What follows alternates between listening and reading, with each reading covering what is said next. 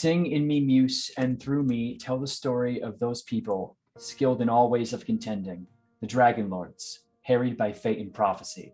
Sing of the cities they knew, I saw, of the minds they learned of distant peoples, and weathering many bitter nights and days deep in their hearts, while they fought to save their homes and lives of all Thyleans. Of these adventurers, muse, most sacred of daughters, tell us in our time, lift the great song again. Hello, everybody, and welcome to Oathsworn, Odyssey the Dragonlords campaign here on TPK Roleplay. My name is Turk, or Turk Extended, whichever you prefer. I have the distinct honor of being your GM for the evening, but I am not alone amongst this proverbial fire. I have a fantastic group of storytellers here, ready to absolutely blow your minds with the songs that shall be sung. Not literally, but, don't make promises. However, I will allow them to introduce themselves, if they could, starting from the person most seated in this general direction. If my camera is going to be angled the right way, waiting for a second as I look on stream. Yes, nailed it. Okay, comrade, if you please kick us off and work your way down. Tell the people who you are, who you're playing tonight, and if you had to summarize last session in one sentence, what would it be?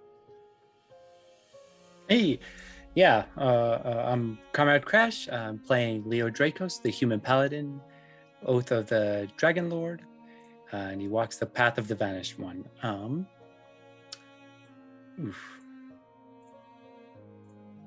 don't know.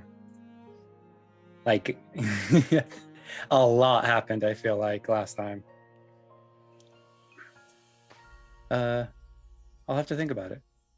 All right, yeah. Next up, no rush, no worries. All right. Hey, everybody. It's me, Dragonlord. As per usual, tonight I'm playing Calliope, the Siren College of Epic Poetry Bard, who walks the path of the Dragon Slayer. If I had to summarize last session in one sentence, we ran through a very bloody and sweaty maze. Someone sweaty when you guys got there. Oh yeah? Sweaty? Was it not like the giant minotaur made out of bones? Are you sure? Well, it wasn't the bones one.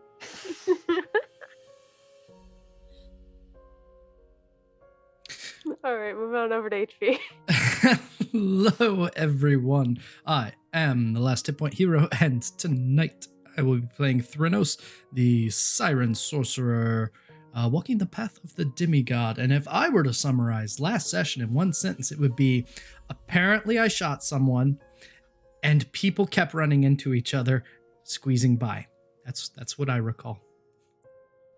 But I mean, I take it back. Allegedly someone shot someone. It's just a rumor. It's probably not true. And if it is true, it's probably being presented in a libelous way. So I just want to put it that way before we move on to the next person and hear what may or may not have happened last session. Over to Tony. Hello, I'm Tony, and I have video evidence. Play video evidence 1345B. Please and thank you. I am here playing Eliana Legis, the High Elf prophetic cleric who walks the path of the Gifted One. My one sentence summary is, this place is fucking cursed. This whole thing's fucking cursed. What the fuck? Continue on. And someone take away HP's powers because he is abusing them. I'm gonna need to see just like the cursor just like blinking, like this is a computer system automatically doing these. Oh, we're not nearly as fancy as Roundhouse. RIP. But with that, we're gonna go up to someone who has a more superior beard than my own that I've been stroking mine, but his is far better. We'll go up to Al. Hello. Don't worry. Eventually, I'll be able to grow mine all the way down into your frame, and then we can twine them together and play them like a harp. It's going to be great. Oh, shit. Calliope can reach across and do some serenading. It's all coming together. Perfect. Hello. I'm Alabitha. I'm playing Punux, the perfectly normal and pedestrian satyr rogue who is walking the path of the cursed one and is having a fantastic time. Last session, first time in the game, used his amazing skill to sneak attack. Who knew? Who knew that rogues had such power? It only took almost a year, but it's fine. Don't worry about it. Don't think about it. It's all fine. Everything's good. I'll pass on up to Chrissy. Yeah, hello. I'm Chrissy Kritz. I will be playing Defera Adamos. She is our Medusa Warlock, walking the path of the Haunted One. Period. I said it with not a question. One sentence for last session. No, thank you. That's all. A deferral to answer the question or your summary? No, that's my summary. Okay. Well, back to me and my sweaty minotaur that no longer exists. We'll just jump right in. But rather, if we could get into a full recap, our party ventured further into the tomb of Xander, where they found a mosaic alluding to events of the past and a warning to beware the horned ones. Pursuing in further, you encountered some skeletons, some undead protectors, and a very much still living protector, seemingly cursed to wander these halls and very angry about it. Through some shenanigans and a lot of you turn the corner ands, you eventually found your way deep within the tombs, past several corridors thus far left unexplored, into a trap, pushing beyond that with the absolute mighty force of muscles that Leo provides. You came into a final encounter with Graxus, the Minotaur. And in that final fight, the original Dragonlord, Xander Horath, rose from the grave to reclaim his great axe and bestow it along with many other gifts to the group, along with a single wish: be better. And you find yourselves here now in the despite the dissipation of combat and the lack of tension now kind of you feel leaving your bodies as a sense of peace is somewhat restored. This is still far and deep within the maze. The air here is still stiff and hard to fully breathe in, not least of which because I imagine many of you are battered and bloodied. And you're in quite tight quarters. The tightest of quarters, though, is probably going to be the grip that Mytros has on that egg. It's quite sizable, in fact. Like, you might need a whole backpack of sorts to hold it. Yeah, he's sitting in the tomb. As I am excited to see. Mm-hmm. He'll just sort of excitedly as he'll get up and kind of like scurry and like sit upright on top of the egg. I found it. Good job. I knew you would. You're You're the best. As I continue to shower him with praise. It's very much as you would imagine, like a cat just receiving praise, head up in the air, just allowing themselves to bask in the moment. But you see him sitting right on top of an egg, and of course the rest of you, Eliana and Leo, you both were given crowns, and there is a great axe as well as a breastplate and a shield to go around, along with a number of other goodies that we've taken track of that are less of note given their general lootiness. Got a question, because Yes. I did not recall getting crowns. one of the final bits he did before fading fully from this life. He handed two of them out, two crowns, one towards Leo and one towards Eliana. And that was a kind of final bit of strength. If you'd like a description. Important question. Are they bigger than my poo crown? So your crown of intelligence or poo crown, whichever you prefer. They're bigger, better, faster, and stronger. Good. That's what I wanted. So they're more akin to laurels rather than a full diadem style crown. So really, it's up to you whether they're better or not. They are certainly well tailored. The laurels don't appear to be like laurel leaves, but rather dragon scale, but golden, with some good jewelry bits along the side. It's fancy, but it appears toughened, weathered, like it could take a hit. And anyone actually could make me a history check on these, given their historical import. I'll try. I can roll a dice. It won't be a big number. Ooh. Nope. Yeah, I got 11. Wow, we're all doing great. We're killing it. Doing this as a team collectively badly. Well, it's not too hard to recognize, given all the mosaics and statues and other art pieces, vases, pottery of any sorts, that these appear to be crowns particularly closely associated with the Order of the Dragonlords. And if you weren't interested in them, a burgeoning order to yourself would certainly be interested, which might be a better incentive to hold on to them. Yeah.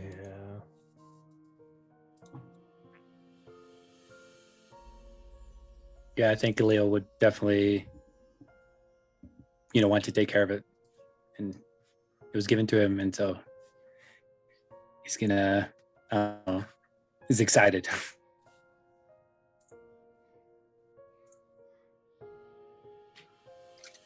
Yeah, everyone else? While Leo is checking out the egg, what's the general vibe? What's the situation? Would it be possible at all for me to make a history check on how centaurs, or not centaurs, how minotaurs like deal with their dead, like how they handle their dead?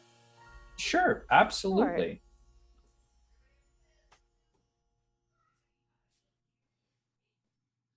Oh. Ooh, 20. Yeah, so it'd be well, I was going to say the DC would be fairly low. Honestly, I was almost going to give it to you for free, but the general accepted culture between not only the settlers, but the native races here is that you burn the dead with gold coins to pay with area.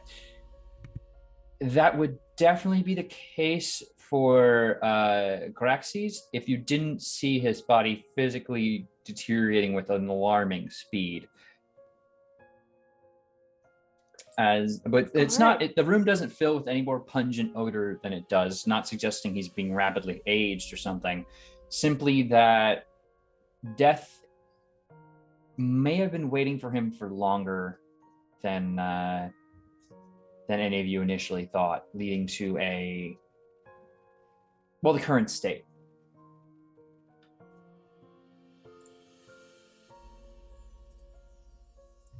So more of like a Mother Gothel situation. Yeah. Well, Turned to dust.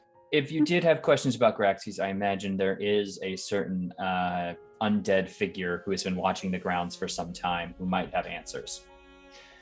So. I think for now, Eliana's just gonna kind of pocket the laurel, Anyway, she's not gonna take Give me. Give me it. No, seeing the items bestowed by Xander,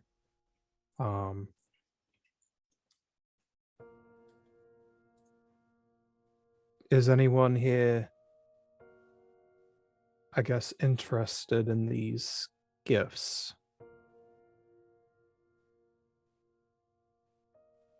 Oh, I'm guessing this is perhaps the thing I was supposed to find here.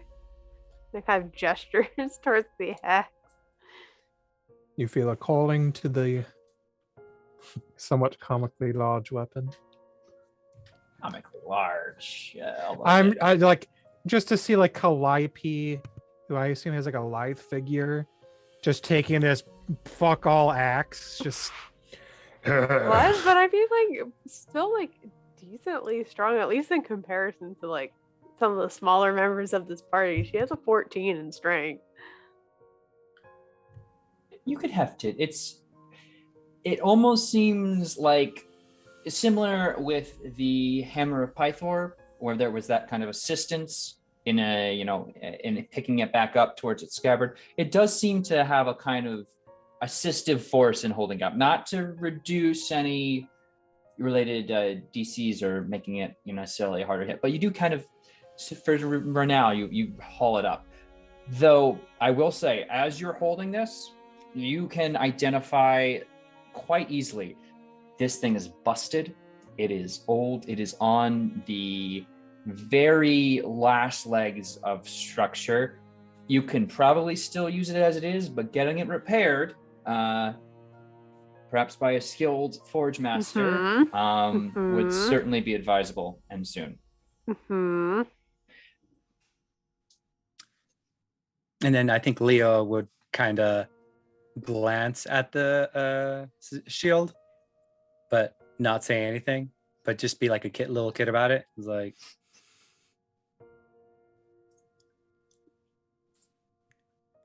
but no, you guys, if we need to split this up, that's totally fine. Leo, do you want the shield? Oh, if you're offering, then yeah, totally. I think you should probably take the shield, Leo. Yeah, I'll pick up the shield. Is it also in bad shape? Absolutely. The dragon head, the lion head seems to take up the entire face of it. And unlike other shields where they have been painted on or even lightly embossed, it is completely embossed enough that you feel like you'd be able to, almost put about an object the size of a head in the jaws of the creature, of the lion's mouth. But it is dinged up. As you go to grab the braces, it feels like you can't really haul on that too hard to pick it up. These are in shoddy condition and will similarly need to be repaired.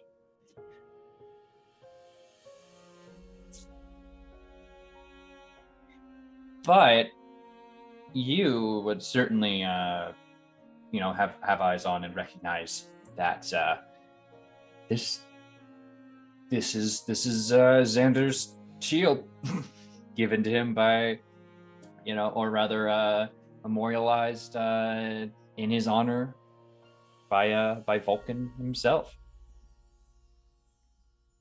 You guys don't understand. Like, this has so much history, and to now be its wielder, it's such honor. So, thank you guys. I will do my best to be better.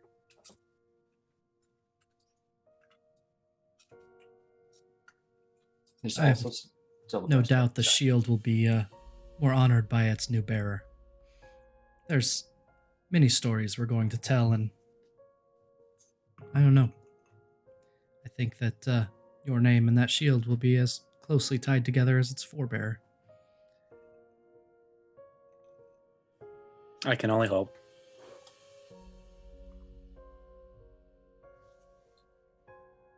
So there's still the breastplate, and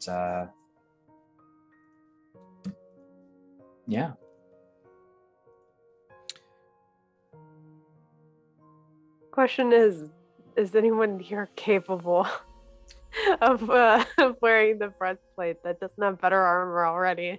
It is medium armor, and it does appear very tough and still in good condition. Two of Maybe. us.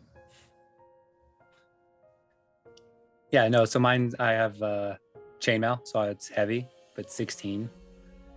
So maybe 'cause I having have- medium might help Yeah. me. because I have a mithril breastplate right now. I would also note that, Leo, you, as a quick reminder, you were sent here to find your armor, and we're told it had been taken previously. So whether you choose to take this as a stopgap or give it off to the assumption you'll be getting your armor back later. Cool. Just want to make sure want to make sure you have that in your notes. Totally forgot. Yeah. Absolutely, yeah. It was end of session. It was. Mhm. So yeah, I think Lee would be like, well, I still need to find my armor. So yeah, if Eliana, if you would like to take it. I mean, you're welcome to it until you find your own things. Not sure who would take your stuff, but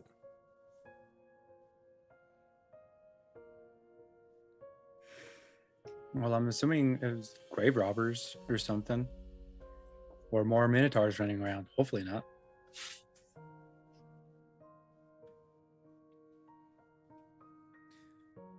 But yeah, if yeah, I will take it for now. Okay. It's medium armor. Requires attunement, so you just need to take an action if you're going to don that right now. If everyone's okay with them, undoffing and donning. No, I can wait. But that will be AC 18 armor. So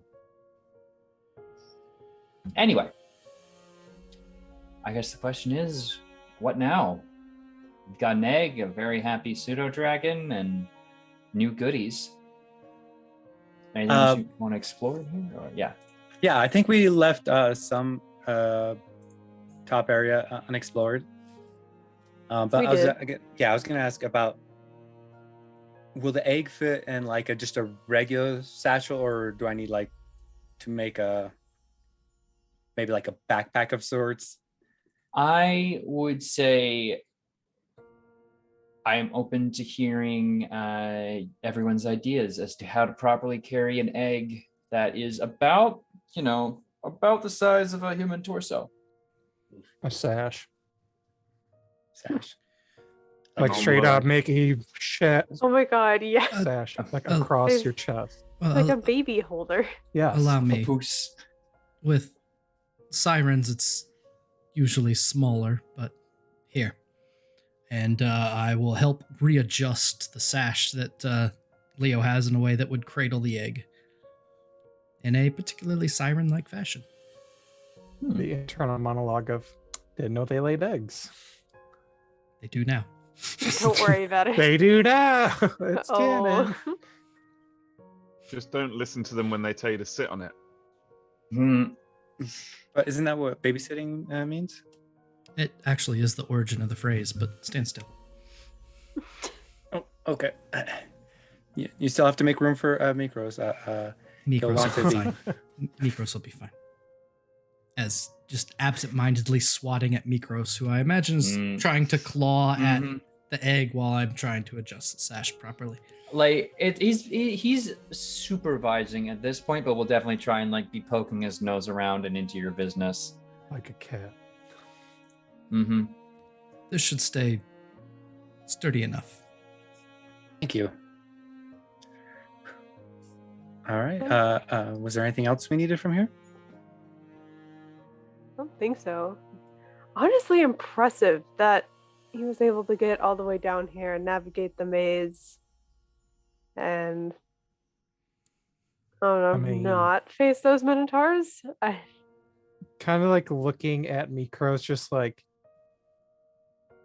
I can't be too surprised. I mean, look at him and just like the equivalent of a purring catch who's just like Mhm. laser fucking focused on finding this thing. Just like he smelled this egg from like a day's travel away. Honestly, his little bastard feet just got him from A to B. Mytros is, of course, very happy to take in all the adulation we provide.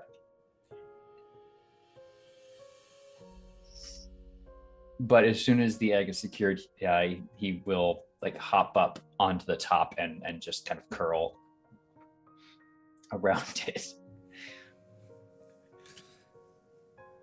Leo, how's the balance? Seems a little awkward at this point. It's a little heavy on the front, but if I put this new shield on the back, and you see him like go, ooh, now I feel like I am balanced. But hopefully nothing hits me. Then I guess I'll take the lead so we don't accidentally incur Mytros's wrath from possibly damaging that. It's fine. Dragon eggs are much sturdier, and he goes to knock on it. Eagle swat at your hand. Okay. Yeah, maybe I shouldn't do that. No. Mhm. Yep. No, don't shake the baby. Good lord. No, don't shake the baby. But yeah, you are all free to roam about the cabin, or the deadly maze. Now, hopefully defanged. So should we just look everywhere else then? Do we need to? I think it was that one place we skipped in order to get here faster. It didn't. Yeah, from what I remember, it didn't smell as gross. Right. It smelled nice. It smelled like fresh air. Yes.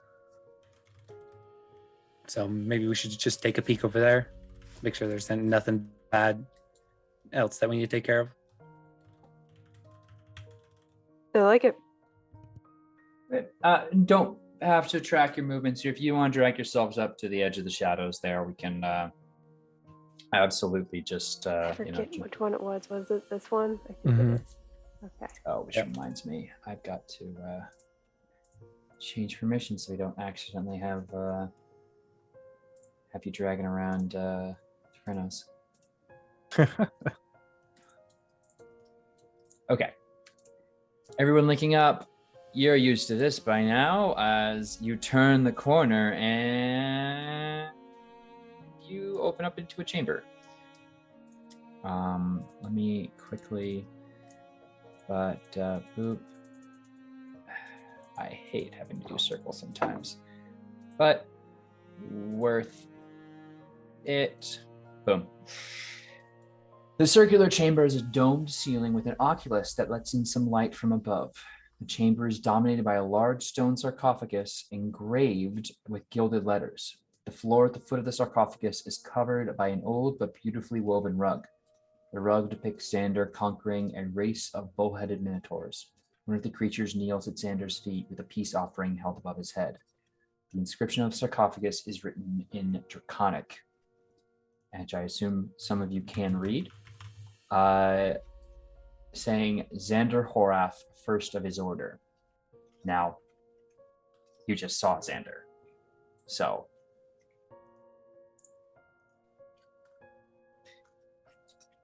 this is odd. If anyone wants to make me a history or other intelligence-related check that they feel would be appropriate to the scenario, or just an intelligence check in general, feel free. 17. Dang. 4. Oh. 3. Oh my god. It's okay. We're going to get the bad rolls out now. I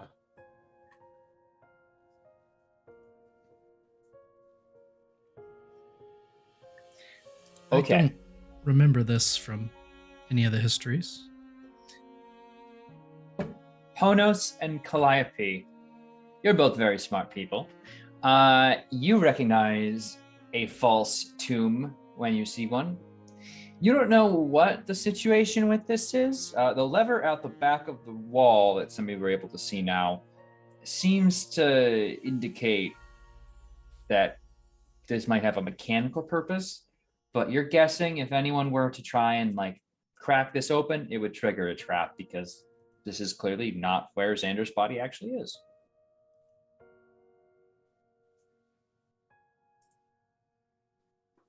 Well, it's about as fake as it could be.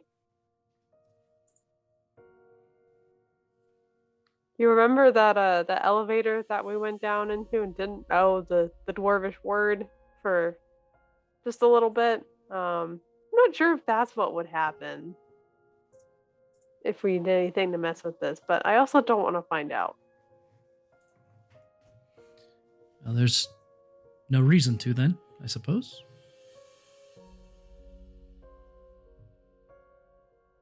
Unless anyone is very, very curious. Leo, come over here. No. Yeah, I'm standing well No, still. yeah, no, go in there.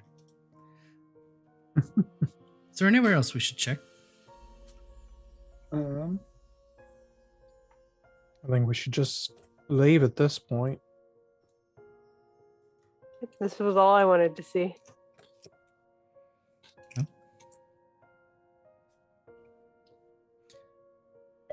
Back to the Sweet. surface then. Yep. Now Yep. we go.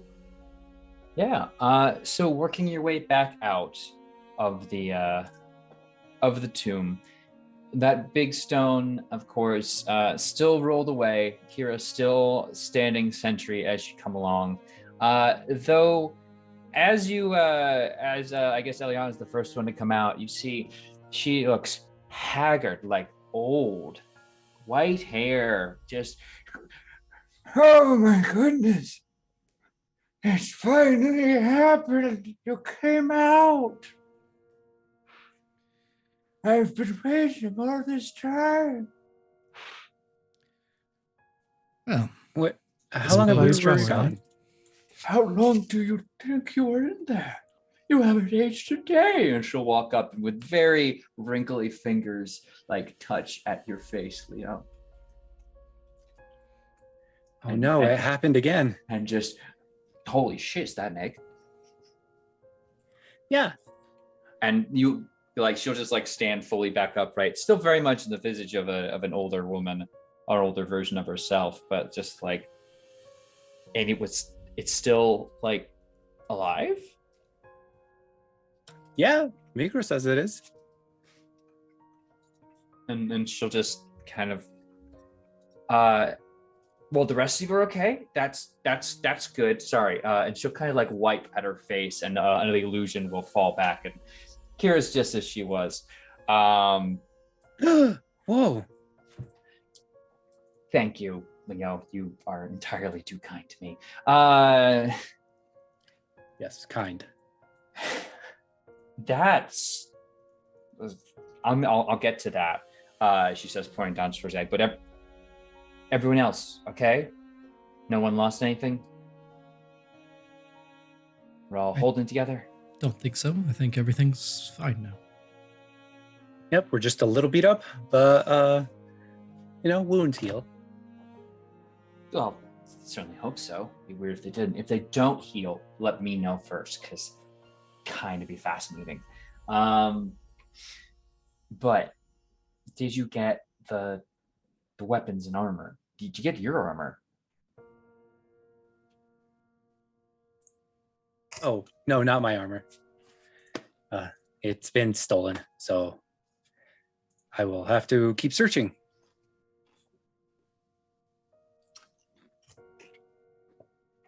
Okay. Sure. We'll break that down later. But we'll definitely. Someone just broke in and stole your armor. Totally fine. Great. Yeah. Versi was wrong, kind of. Okay. Yeah. No, that's cool. But yeah, we're all set to go. Then I guess she'll kind of step back out and take a glance up at the necropolis like one more time. Just Yeah, we're all good to go.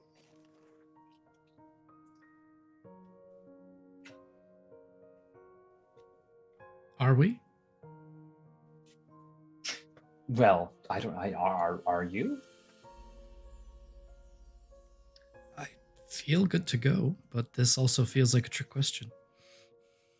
Right? When have I ever asked? I feel an itching to almost at least a look at Mytro's tomb. I wouldn't say no if you wanted to go, check it out. I was very, very diligent in my examination of the area, making sure the door stayed open. So, yeah. I mean, I wouldn't mind. That's all I'm saying. Well, let's just take a quick peek then.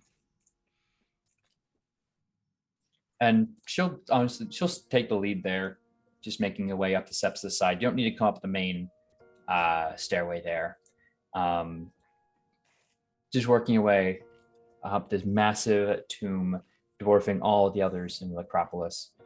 Its pristine white marble mausoleum is supported by immense serpentine pillars. Getting closer, you see the pillars are actually statues that have been carved in the shapes of dragons.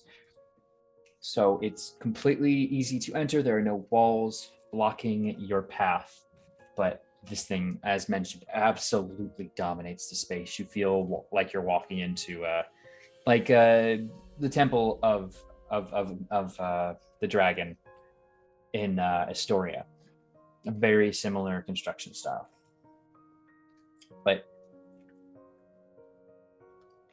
yeah, do you proceed further in? Yeah. So within, there are some walls around. Unlike most of the art in the Acropolis, the mosaics that line the walls and ceiling here are pristine, almost new in appearance. The panel closest to the entrance that you have to work your way around to depicts majestic dragons, one silver, the rest bronze, soaring through the heavens. A formidable human warrior is mounted on each of them. The next mosaic dominated by a verdant coast that you can quite easily, those of you who know your maps, recognize as Thylea. While the rest of the dragons remain aloft, the silver dragon is shown making landfall on the new continent. Her rider greets a haggard-looking group of peoples on the shore: humans, dwarves, elves, halflings. Subsequent mosaics show human civilization on the continent blossoming from tiny towns to great walled cities under the leadership of the Dragonlords. And at the center of the mausoleum is a huge marble block. And about 15 feet long, 10 feet wide, and 5 feet high. It has an air of sturdiness unlike anything you've seen or really knew you could feel in regards to that thing won't move. And you can Kira will move just as she's been leading you through, and just put a hand on the stone and pause for a moment and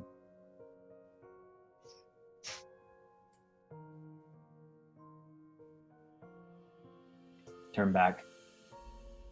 Thank you. Sorry, I just wanted to pay respects. She was a very incredible dragon.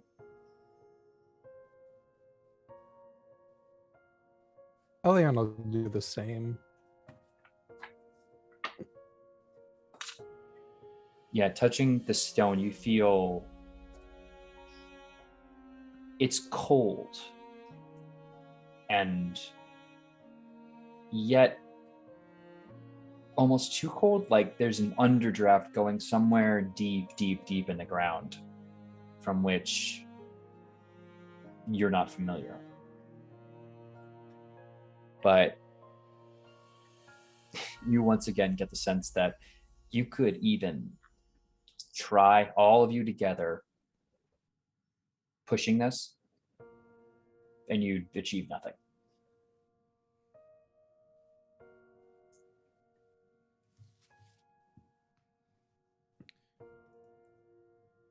This is quite the monument. Well, it had to be, given, it's for a dragon.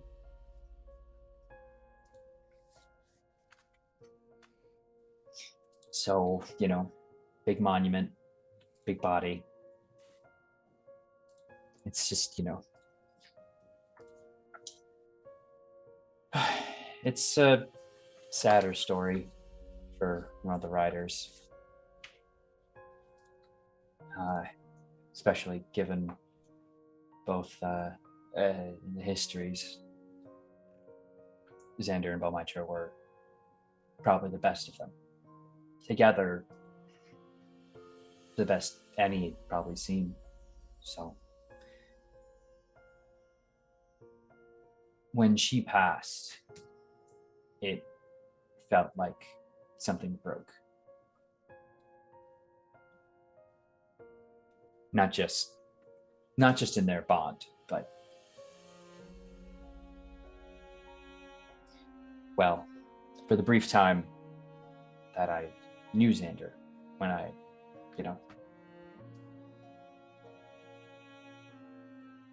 Yeah.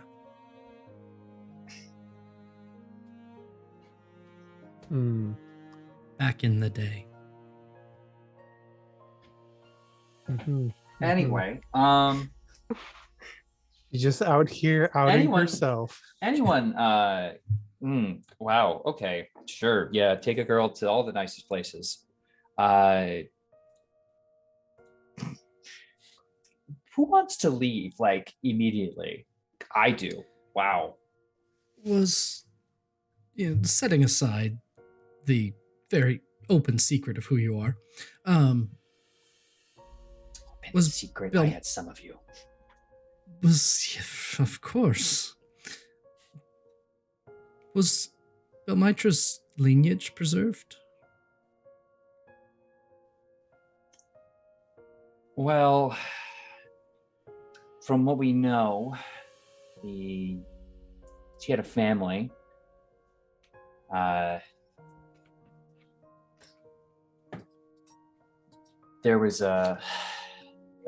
She at least had a mate, I guess you could call. I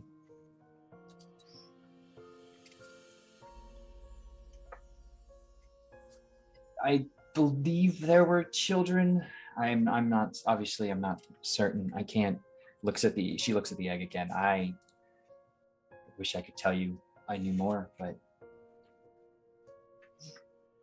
the histories after I only really came into being after the battle. The end. So I'm picking up on things as I go. I only ask because, well, symbols are important. Yes. Sybil Corax. That was the dragon that Balmitra was made of.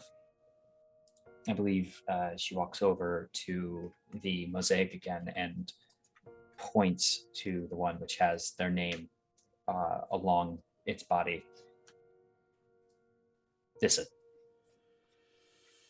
Then that might make the rest children, family. I had some of you though. I had at least 2 more weeks before Leo figured it out. Leo still doesn't understand it. It's okay. Figured out what? Oh, bless you, Leo.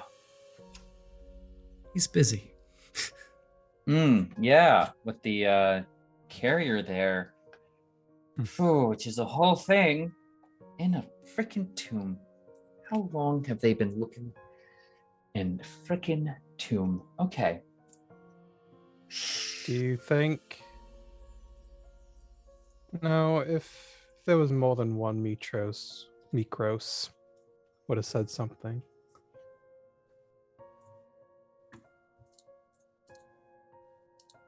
I don't know, with how excited he is about that one, I feel like he'd be overjoyed by he'd more go than absolutely bonkers.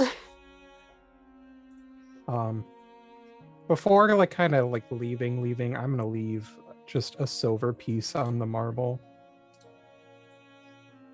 Silver dragon, silver piece. It's fine, I'm sure.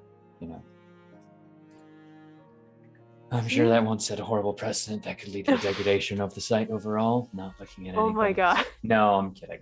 Absolutely. Yeah, silver not. automatically reacts with marble. It's a catastrophic reaction. Everyone Oh, make dex Now then saves. tourists are putting stones down and scratching the material.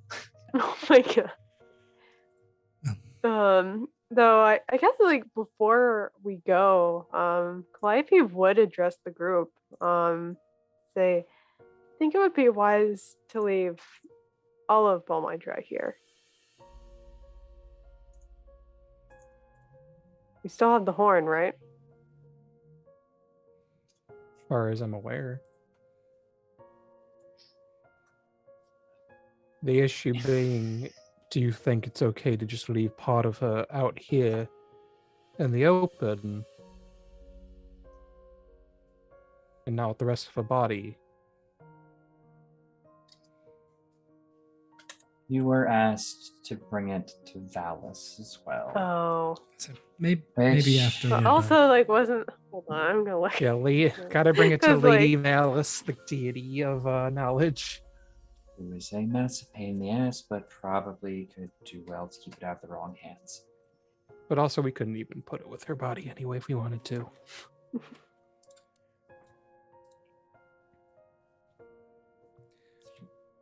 Well, if there's nothing else, we should probably head back. It's a little unnerving down here. You're telling me. So, you at least say hi to Damon on the way out, or? We should probably let him know. Especially since we're leaving with things we didn't come in with. Oh, well, fine. Not gonna pull a cool heist on him. He hasn't popped up yet. I imagine he might be fine with it. They were given anyway. And she'll just wait for you all to pass again.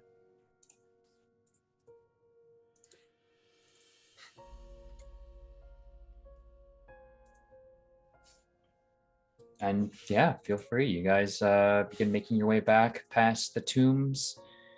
Any last parting thoughts, Leo, as you move past the family plot, so to speak? No, but he does kind of pick up his pace to make sure everything's okay. Just Nothing's wrong. Marching order right on past that family trauma. Yep. Mm-hmm. You just blink a couple of times and nothing's wrong. Mm-hmm. Oh wow. Yeah, look at that. It's so far away now. Barely have to think about it. Reaching the figure at the gate, the wizard you now know to be Daemon.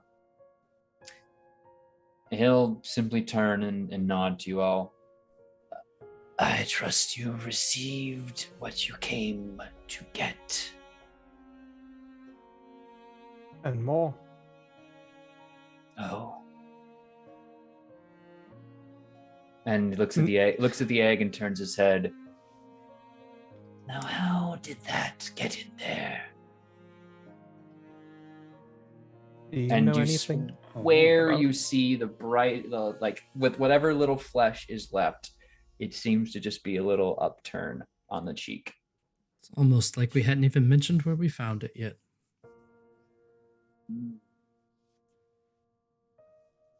I knew it would find its way into the right hands.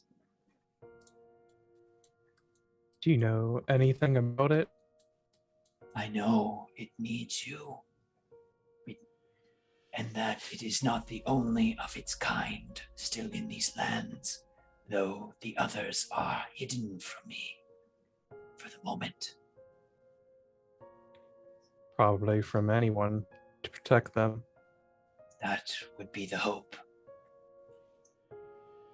But if If there are any who might find them, reclaim them, it would be you all.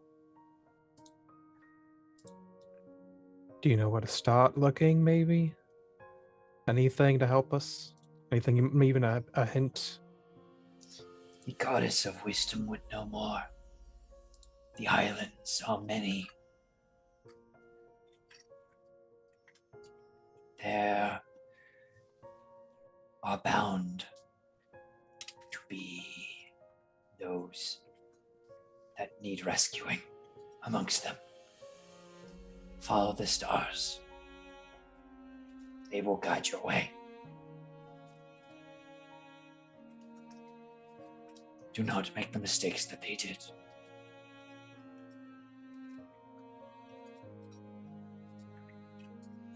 We'll do our best.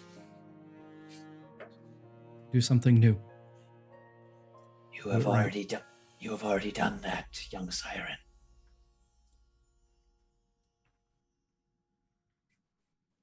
Well, let's see what else we can do. And Thranos will start walking. Let you all go, and then just still pause on Ponos and give a final. You have my apologies once again, but the witch should be able to aid you.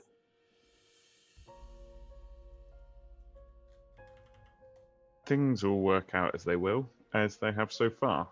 Until they don't, I guess I won't worry. Your optimism is commendable, but I would not allow yourself to fall into complacency. You can be saved. Perhaps it's less optimism and more acceptance.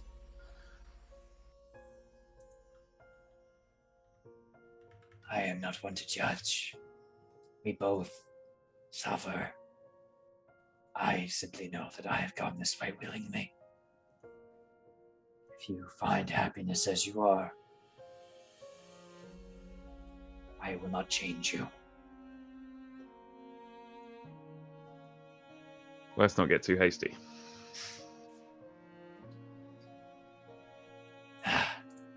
Safe travels, Dragonlord. Yeah, something like that. He'll move out of your way. Before DeFera walks across, she is going to ask if he has information on the person who might have Leo's armor. And she'll give an explanation that he was given armor by the guy whose name I'm forgetting right now. Xander. No. Yes? Damon. Question mark? That's it. But explain that wasn't necessarily, she's not sure if that's the armor that he was supposed to get or if there were other people that they should be looking for, and she will point to his family tomb and say he should be there, and he's not. So I fear that things have been passing by you. Is there any chance anyone would have came in and gotten his belongings? Yes. His tomb was not blessed by the gods as others were. A dragon rider flew down with others. They held me at bay. Took something from the tombs within. I restored what I could. But then he holds up and, his hand is weathered and old, and he clutches the skeletal fingers. I am not as great as I once was. I fear they have fallen into the possession of those who follow the Titans.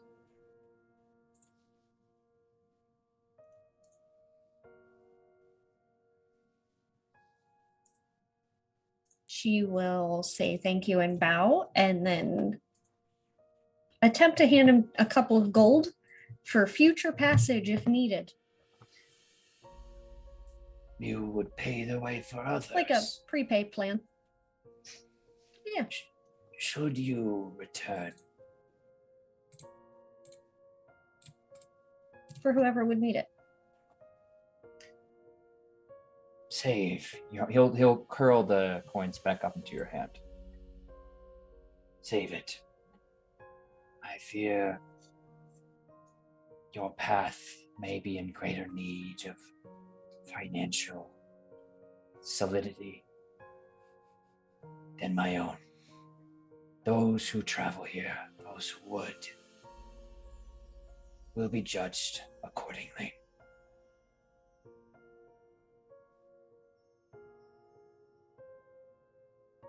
But he will return a burnished coin into your hands. If there are any we would wish to see again.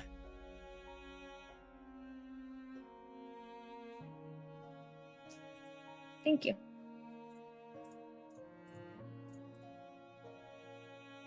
And yeah, he'll let you go on your way. If by any chance Leo was not standing there to hear that, DeFera would make sure to explain it. No, I think he'd be up ahead with his eyes closed. Block that trauma out. Block that trauma out. No. It's just like I came in blind and I'll leave blind. And it's like, you guys took me last time. Should we play that game again? No. And You have precious cargo, so to speak. We don't need you tripping or something foolish. Yep. You're right. I should maybe keep my eyes open. Leo, I hate to ask this question, but would it make more sense for somebody who doesn't necessarily run into the fray of battle every time to carry that?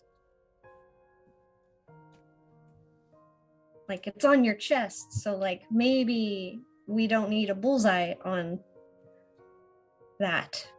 Or a dragon's egg. I'd be happy to help watch over. I'm a great auntie. No, I promise I'll take care of it. I'll feed it. What? You don't feed an egg. Yeah, no, sorry. It's coming back to me. I know what to do with eggs. You put it in a fire. No. Not this one. No, Not no, this no. one. No. Yeah, no. Look, not knowing the type of dragon that's in there, best to just keep it warm and in a safe place, like maybe not on the breastplate of a warrior. Thank you, Kira. I am nothing if not the goddess of wise decisions. Well, yeah. If Mytros says it's okay, then yeah. If one of you wants to carry it, then I'd be fine with that. And I turn to Mytros. Looks them over and gives a hesitant nod towards Kira, though he squints his eyes.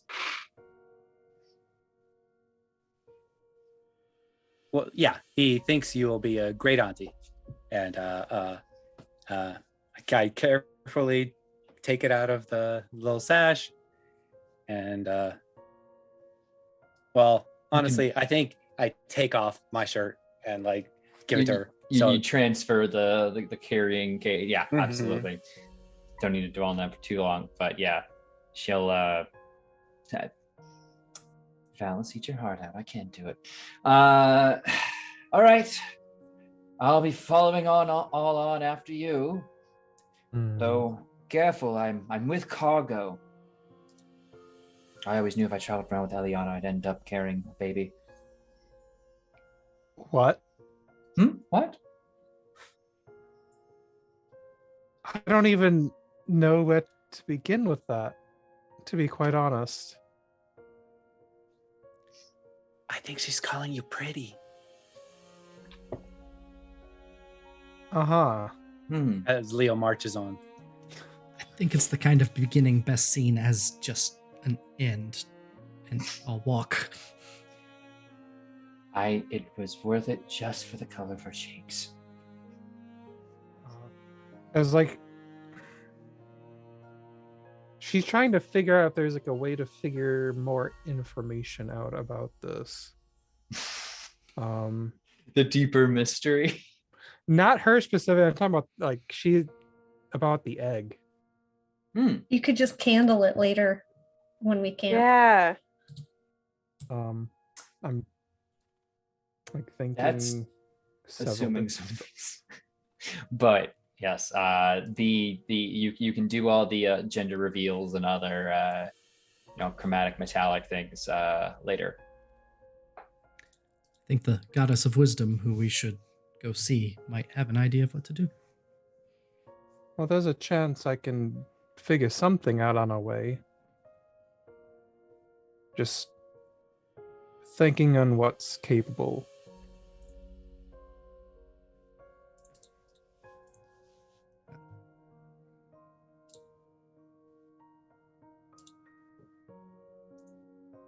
Well, either way, we'll figure it out on the road, right? Like we usually do. Is everyone ready to head back? Here, we'll just put both hands on the egg. Ready. Then I say we go. If that's all right with everyone. That's her best pregnant lady walk. That's fine. Do we need to inform anybody of what we have for our return?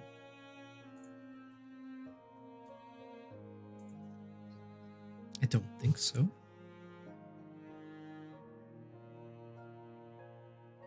I think it's more of a head back and on from there. Isn't it?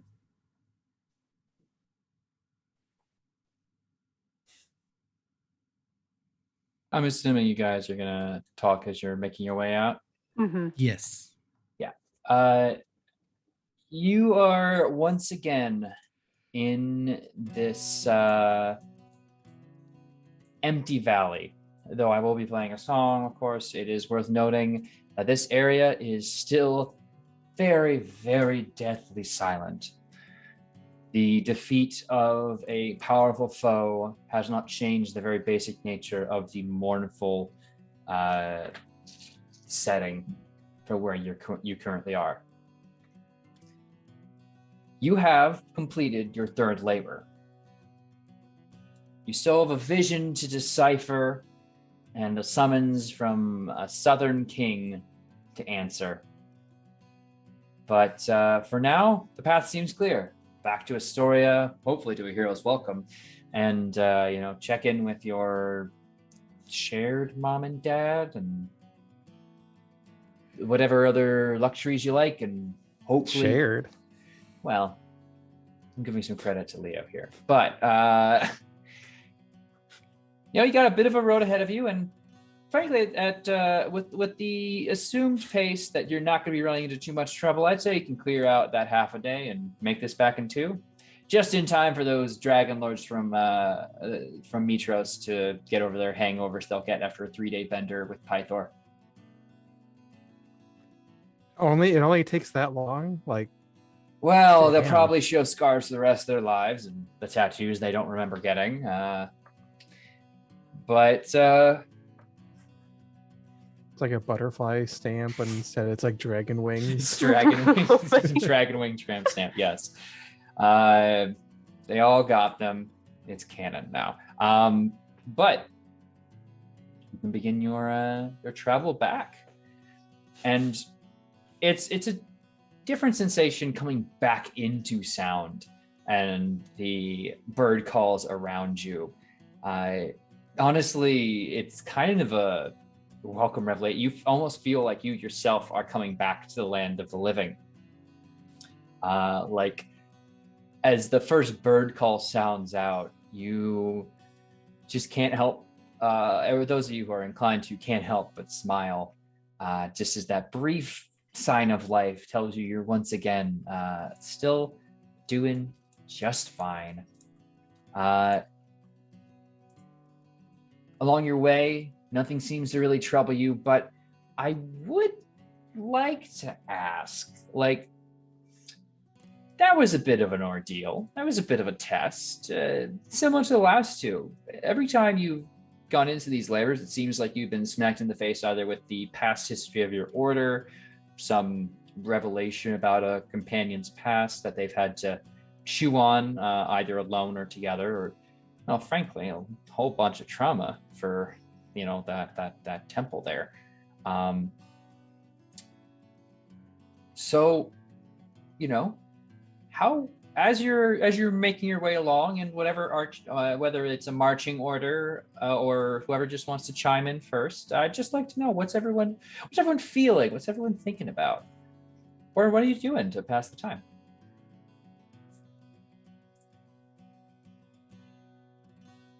Holy crap, this place is creepy. Why didn't you guys tell me this place was so creepy? Now that I can see, I don't want to keep seeing all this. What did you expect from a necropolis, Leo? I don't know, something cool and fun. Oh, that's right. We're passing by the hands. Oh, yes. The giant, high in the sky arms that just reach out to nothing. They don't move. The wind does not breeze them about. They simply stand like odd statues emerging from the mountainside. Just some... Yeah, no, I didn't really know what to expect either. They're all sending the power to Goku. Lend me your energy. But yes, I'm glad we're leaving. But I think, yeah, Leo is just, you know, talking nonsense of that stuff and just I guess internalizing all the sadness he feels of like comrades and family that have long, you know, lived our lives without him, and he doesn't know how to express himself. You know, they teach you to in the military to buck up and keep pushing through until the mission's done. That being said, there's still a degree of, well, I mean, yes, you're everyone you knew and cared for, aside from Versi, of course, is dead. And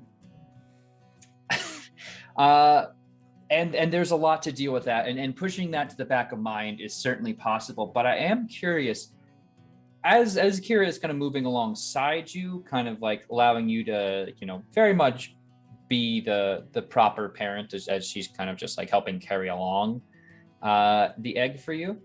I mean, where does your mind really sit with that in regards to memories of Caladora and, you know, your past? I mean, you've been given a dragon egg, a dragon to potentially raise and bond with, like, anew. I mean, what is the immediate thought on that?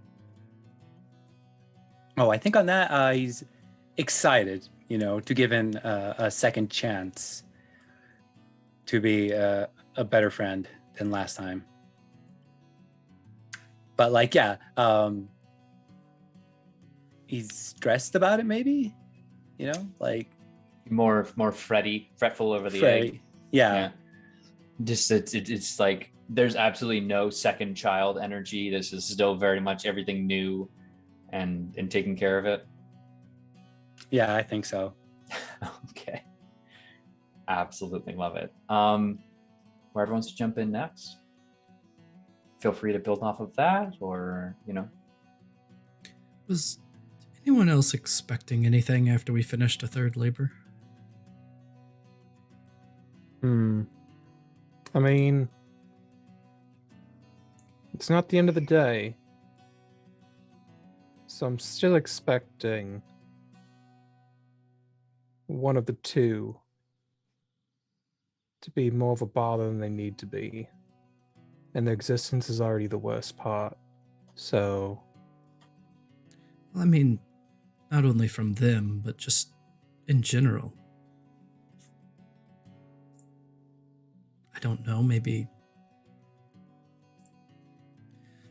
I thought a sunbeam would come down and bless us or something. I don't know.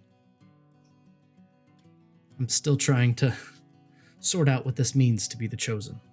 I mean, I thought we're to be heroes. I tried to adapt to that or adopt that. I don't know. I guess I just expected something when we found those weapons. Well, I don't think they're quite complete yet, if that makes sense. Like, I don't know, I'm looking this over again. If I used it now, it would probably fall apart. Maybe we have to put things back together before we really feel any different. I mean, other than the fame and the popularity going from town to town, I certainly haven't felt any different either. I don't know. I just wondered, are we supposed to see Versi after we finish the 3? Kira can chime in on that. No. She did mention that the horn would reveal a vision that she can't see, and well, I can maybe enlighten a little bit more about that. At least a theory I have about it tonight. It feels a little weird to walk and talk about something like that. But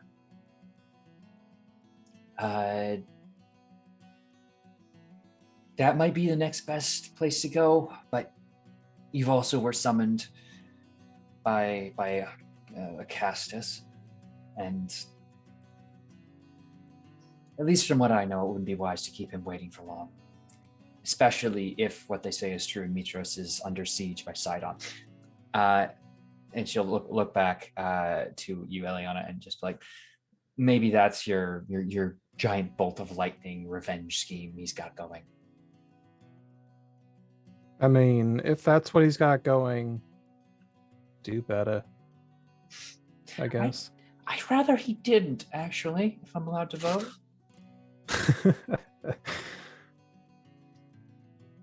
I know, that I'd get a hobby, something. Oh, look, I've been trying to tell him that for years. I mean, I kind of want to know, what's the point of a sacrifice? Does he, like honestly, what does he have to gain from the death of some random person? Well, that's dipping into the realm of the theological, and while I might not be an expert at it, I could take maybe an educated guess. It's about power. If you're talking about Honora, that's the daughter of Pythor, his favorite daughter. Oh, So- sure, that was a whole personal thing, but I just mean in general, the expectation of daily sacrifices is just when you could do so much more. It's a power play, absolutely, but It's imagine this. You have to get up every day and clean your teeth and your face, and that's on your mind when you haven't done it, right? That little part of your brain that constantly just continues to think about it. mm-hmm.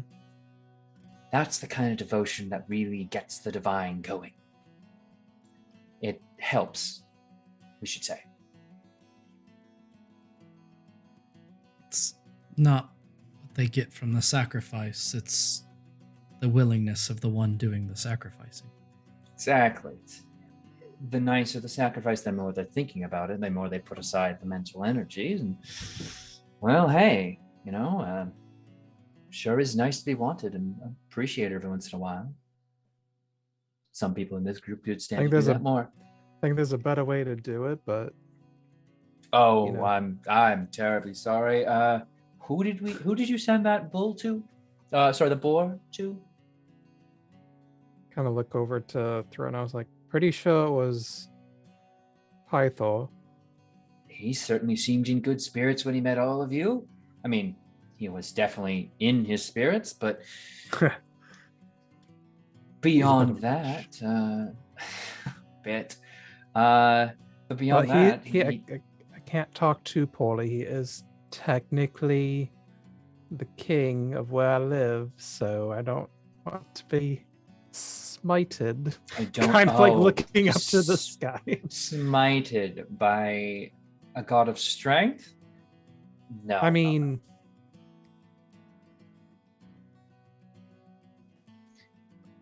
don't worry, darling. If anyone will smite you, it'll be me. It'll be very soft. I think you're thinking smitten rather than smited. So am I? Got him. Look at our pattern. Got him. Look at the pattern we have. Want to be a fun couple, everyone. The point being, it's about mind games. It's about power and perception. Sometimes I wonder if it's just the attention. Oh, absolutely. I mean, to a degree. Just being thought of as a powerful person is important, but, I think that's probably why Sidon took my mother in the end. I wish I could tell you more, but he's an ass. That's putting it mildly. I imagine by the end of this, you'll be able to grab him by his silly little robes and shake some answers out of him. I hope you'll be able to help.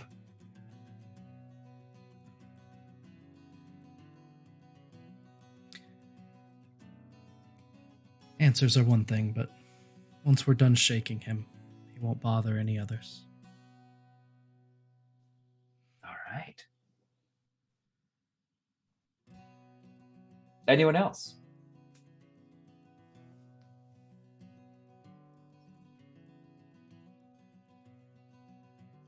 I mean, I feel like Calliope doesn't really know what to make of a lot of it.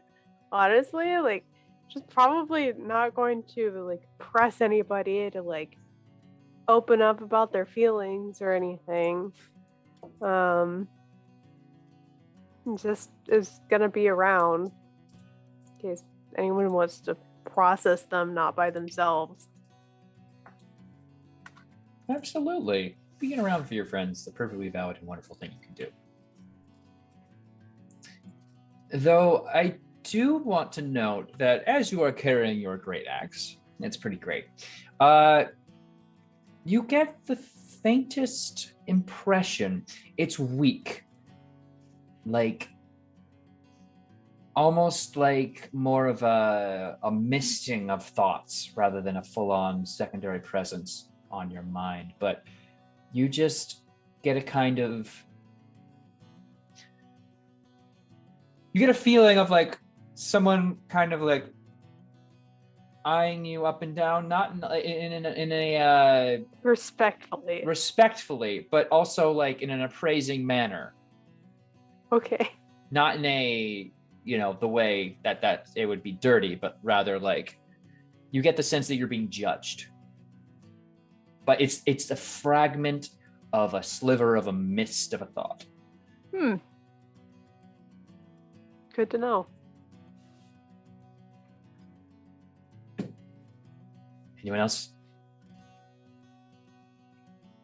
If not, I'm going to start hitting people with questions.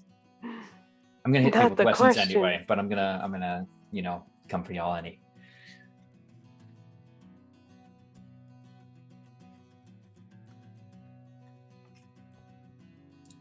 Okay, Ponos, I gotta know. You told Damon maybe you'd be happy as you are right now, and not to say I don't believe you, because obviously you're kind of thriving.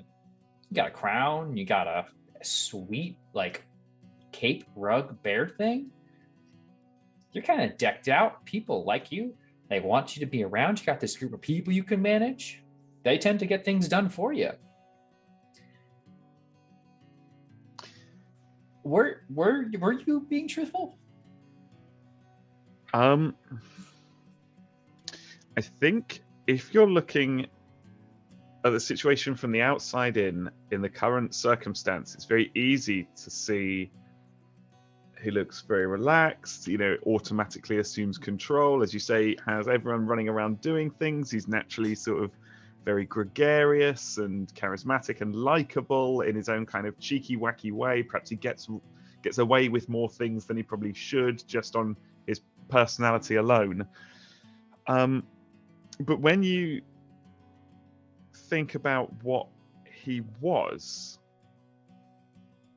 before we ran into these trials and the companions he travels with, whenever he reflects on who he was before, it seems to be this very capable warrior who is strong and resilient and capable. And when you compare those two things, they are not the same. Not to say that one is better than the other, or more useful, or would make you happier, but they are not the same. So which one does Ponos see himself as?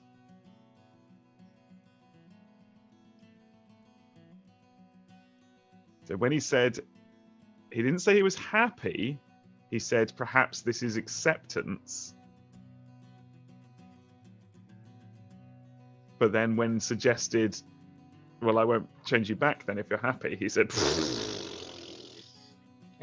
or much to that effect.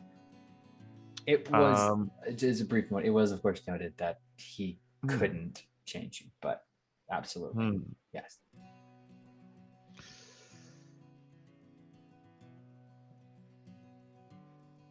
So I guess the answer is there's clearly been a change. Something is different. What is the reason for it, and how is it continuing to affect him? Both physically, mentally, and emotionally. And if anyone is eagle-eyed, there have been, you can spot the changes throughout the episodes.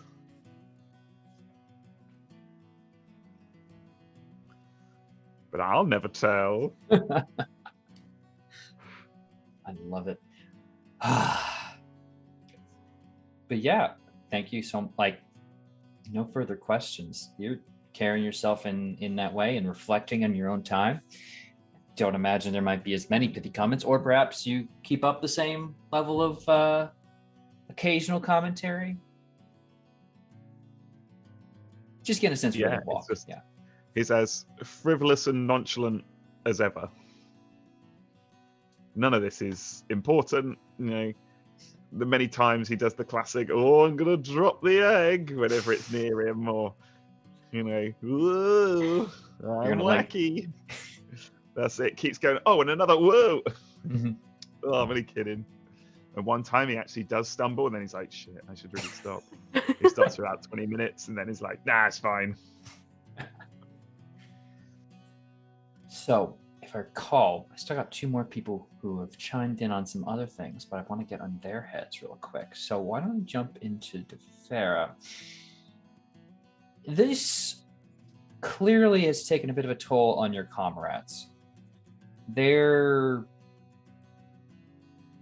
past rather seems to have bitten them and has gotten to them. I mean, you can kind of see the way everyone's kind of carrying themselves a bit differently. They're, concerned, and you have a literal egg now.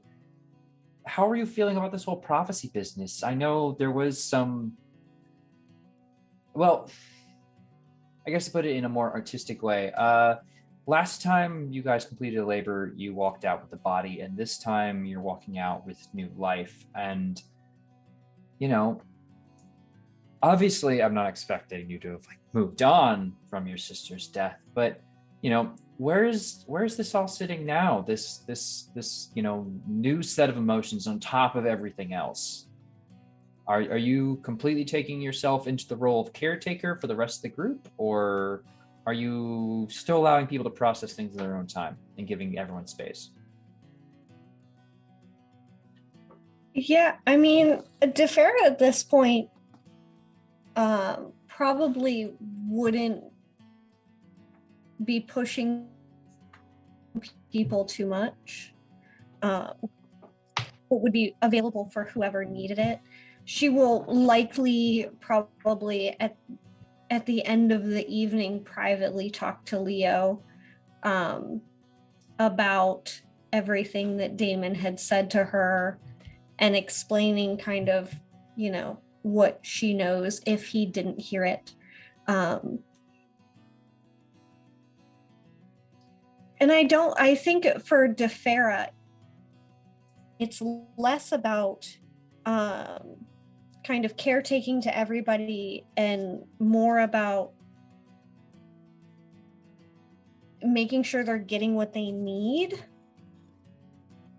because it's almost as if like once we're getting to these places, people are gaining things as well, like, you know, they're gaining items or feelings or experiences or whatever, and this is the first one to some degree where like we went there with to do something and it wasn't there.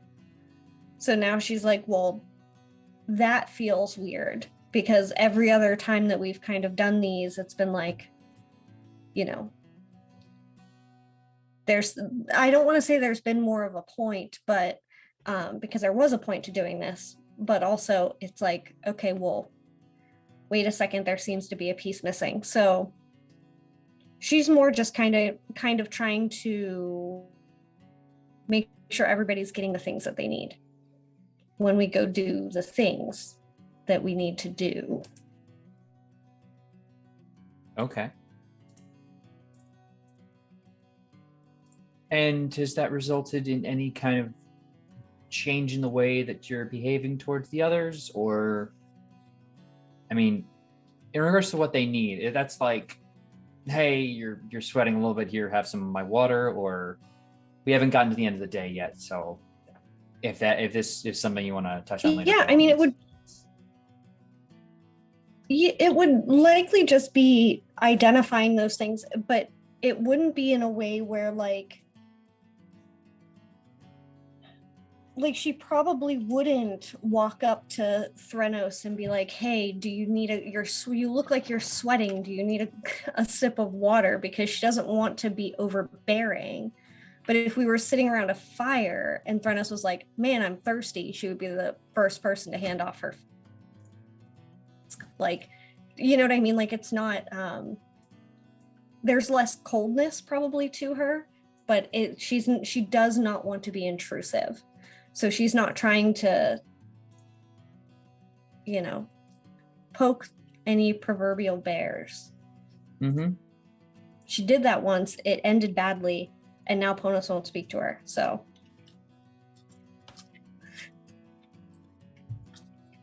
Yeah, and one last bit. Sorry, I keep calling you here, but a while ago, you kind of mentioned how the group feels a little disparate and kind of together by inertia almost. Do you still feel that way? I don't think DeFera feels that way as much. No, I don't think it feels that way as much. I think that her concern at this point is now we're all in this, we just have to figure out how to work together. And that's been tough. So, you know, it's less like before she was like, well, should we be all together? Like, this feels weird and awkward and kind of dangerous. I killed somebody on accident once, like, goo. And now it's like, okay, we're doing better, but then like, then we shot someone again, and it's like, oh no. maybe we just need to like have a team building day where we all hold hands with somebody across the circle and try to figure out how to get out of the knot. I don't know. Well, I will leave that up to you to organize, but I'm here for it. Final question. I gotta go over to Eliana. You were handed a crown of the Dragonlords, an ancient relic. For Leo, that might make sense, given he's a former member of the Order. But are you reflecting at all on why you were singled out to receive the second one? Probably later in the day. Mm-hmm. As we're like trying to make camp or at camp. Like, to her, it doesn't make sense.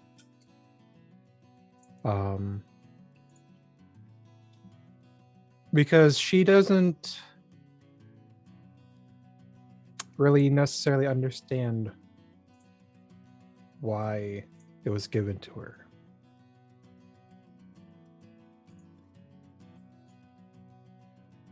Is that just due to general confusion, or do you honestly feel unworthy still at this point? More a smidge of B. Okay. All right. No further questions. The day travels on. The sun cresting higher overhead as you are once again bombarded with the sounds and smells of nature. You make your way past that initial watchtower, still just as uninhabited as you left it. But as the day pushes on and night begins to turn to evening, right about the time you'd think you'd want to start bedding down and getting ready for things, you hear a odd noise, kind of a tearing of flesh and a light, kind of like a loud bird squawking. It's an odd noise. That sounds like the tearing of flesh. Maybe even a bird squawking. Yes, it's an odd, what I would describe as an odd noise. Well, Stanley parable it up as much as you like. You still, as just around the bend, you kind of can hear that continual just pull and snap from something large. We've gotten in enough fights that sounds like someone lost. Something. And I'll hazard a sound just like I can't do it. Sorry, my throat's kind of a little damaged, but it's a deep like not that, like an eagle cry, but deeper, soft chirping.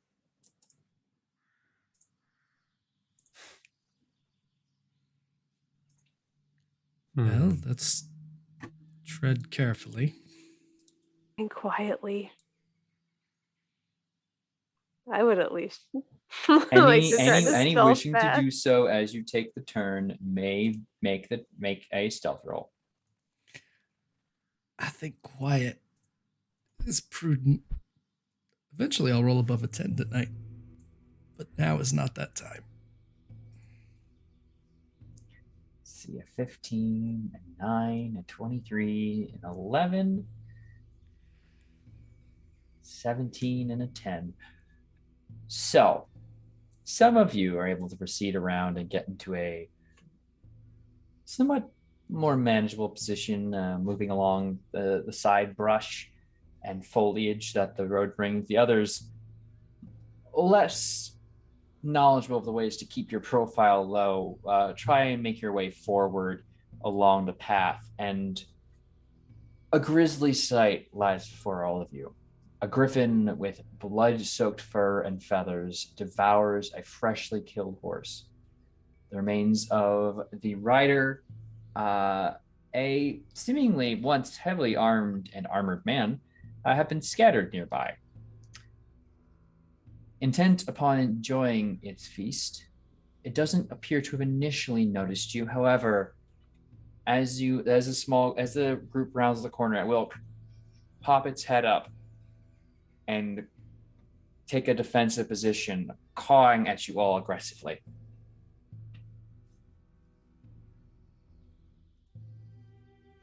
I mean, Calliope's just gonna like try to like just back away, like just down the path slowly. Its attention appears to be away from you at the moment. Just focus on the ones who haven't done as well to obscure themselves.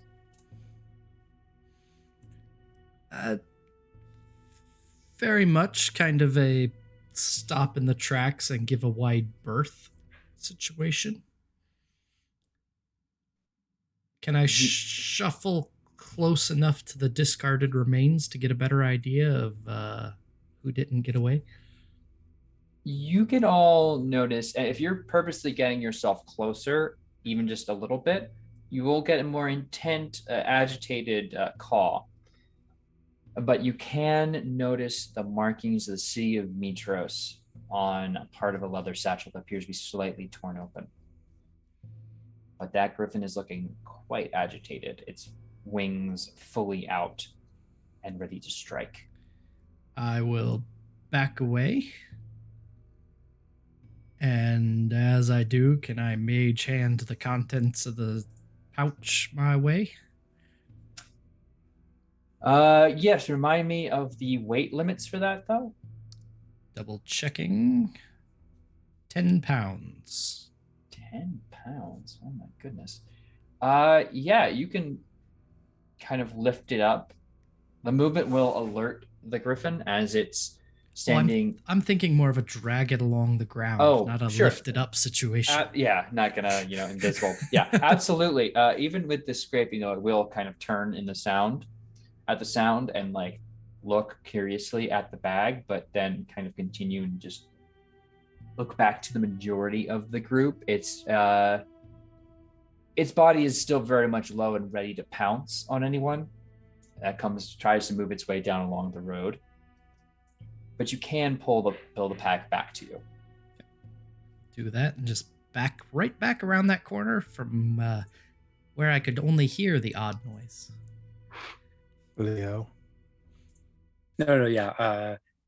As everyone backs up, he also backs away, as he's not feeling up to 100% yet.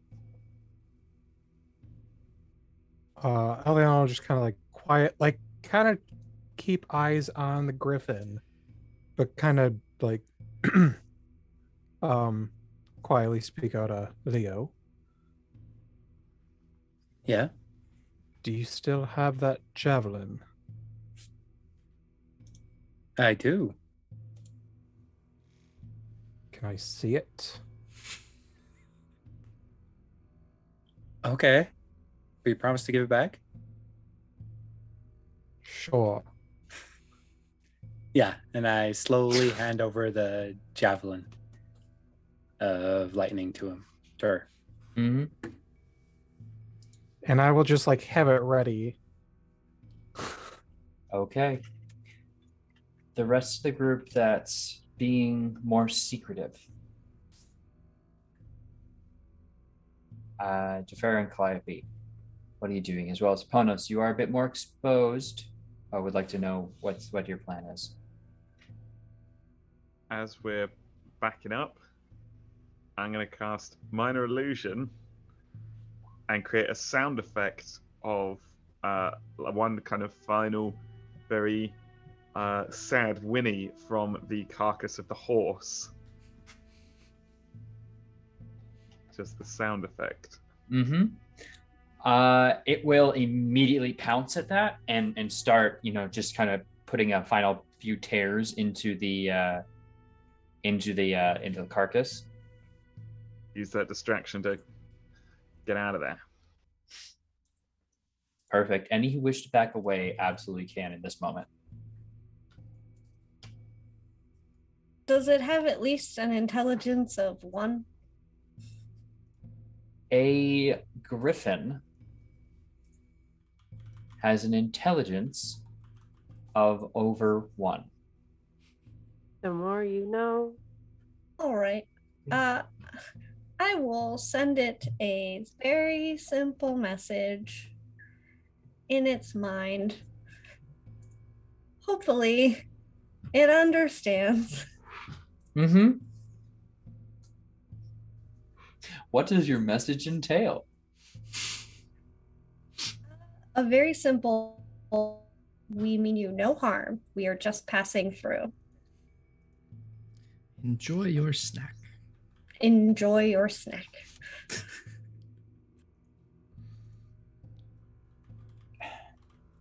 And she will even set down some extra beef jerky. You kind of can sprinkle it out into the path from your hiding place and disappear like Griffin Santa Claus. Or I guess in this world, Griffin Vulcan. And kind of like back away. You'll watch the griffin like pull itself up from the meal, bloody beak and fur and all, just like look around for the sound that seems to come right from its head, and will kind of like paw, but then we'll go right back into the meal.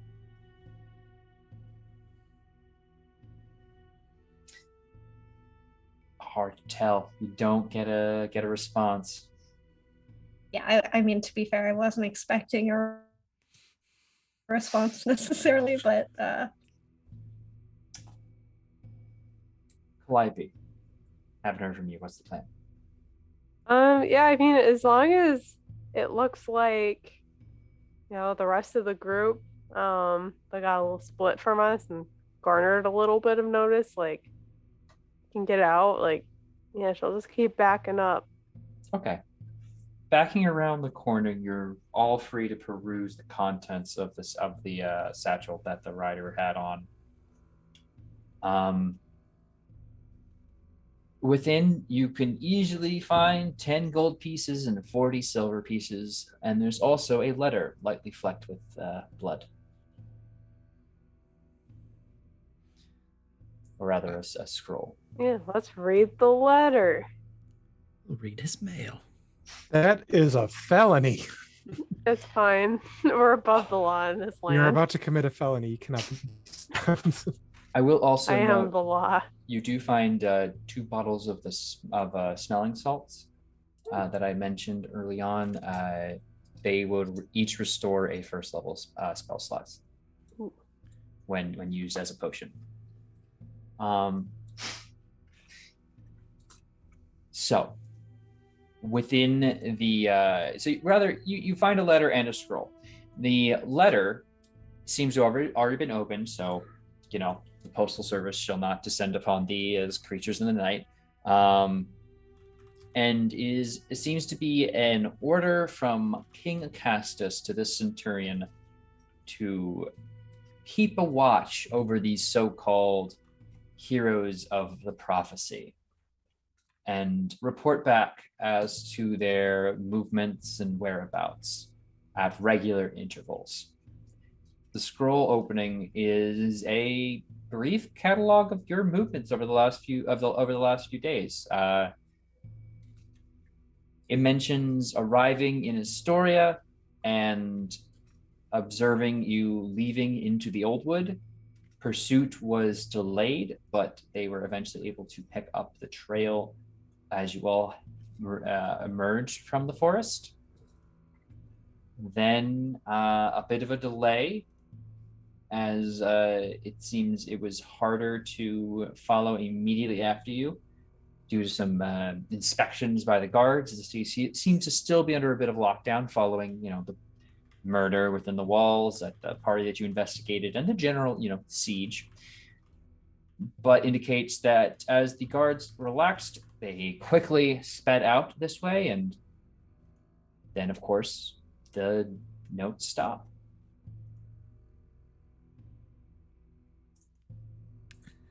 It seems we're drawing more attention than just the fame, Calliope. Yeah, wasn't this also the king that we were warned about, more or less? I think so, yes. Haven't met him. Already don't like him.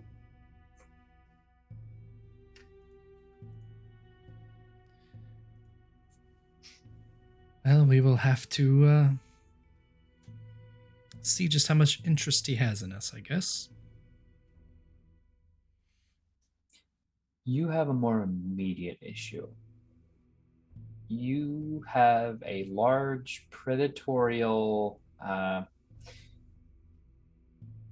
raptor adjacent creature. Bird kitty. Bird kitty. Left to its own devices, it will Left. eat its fill and won't have to hunt again. So I need to ask, is the plan to just sit, wait, and let it feed? Or are you going to try and sneak around? Because it is getting late in the day, and this will delay your ability to not necessarily, get everything set up, but it'll delay, for those of you without dark vision, it'll be harder to complete your tasks in the continuing nightfall. If we You know what?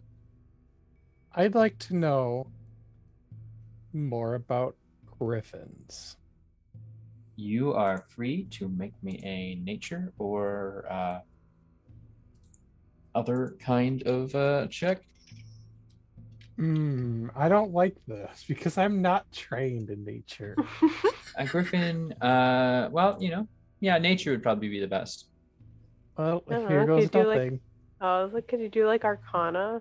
Because it's a magical creature.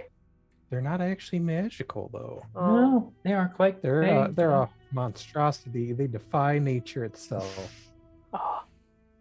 They spit in the face of natural order. A 12. So, basic understanding is that griffins are large, predatorial creatures, and they particularly like to roam around mountainsides where they can have a high perch from which to, glide in and pounce on unsuspecting prey. They like large herbivores, like horses and cows. So goats and other smaller creatures are often targeted as a secondary option. Humans are also on that list of secondary options if they're particularly hungry, though they won't go for, they're intelligent enough to identify prey that looks particularly shiny as maybe not the smartest thing to go after. Beyond that, they're often used as symbols of majesty, much like a out of game, like a noble family would use an eagle or a griffin as well. There's a certain power to them that some would like to associate themselves to.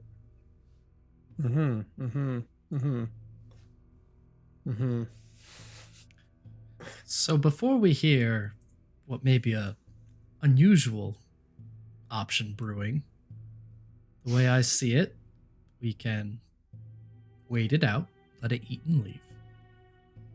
We can try and sneak by. We can go around it and maybe lose a little time. What do you all think? I say we go around, and if it tries anything, well, we won't have to worry about dinner then, will we?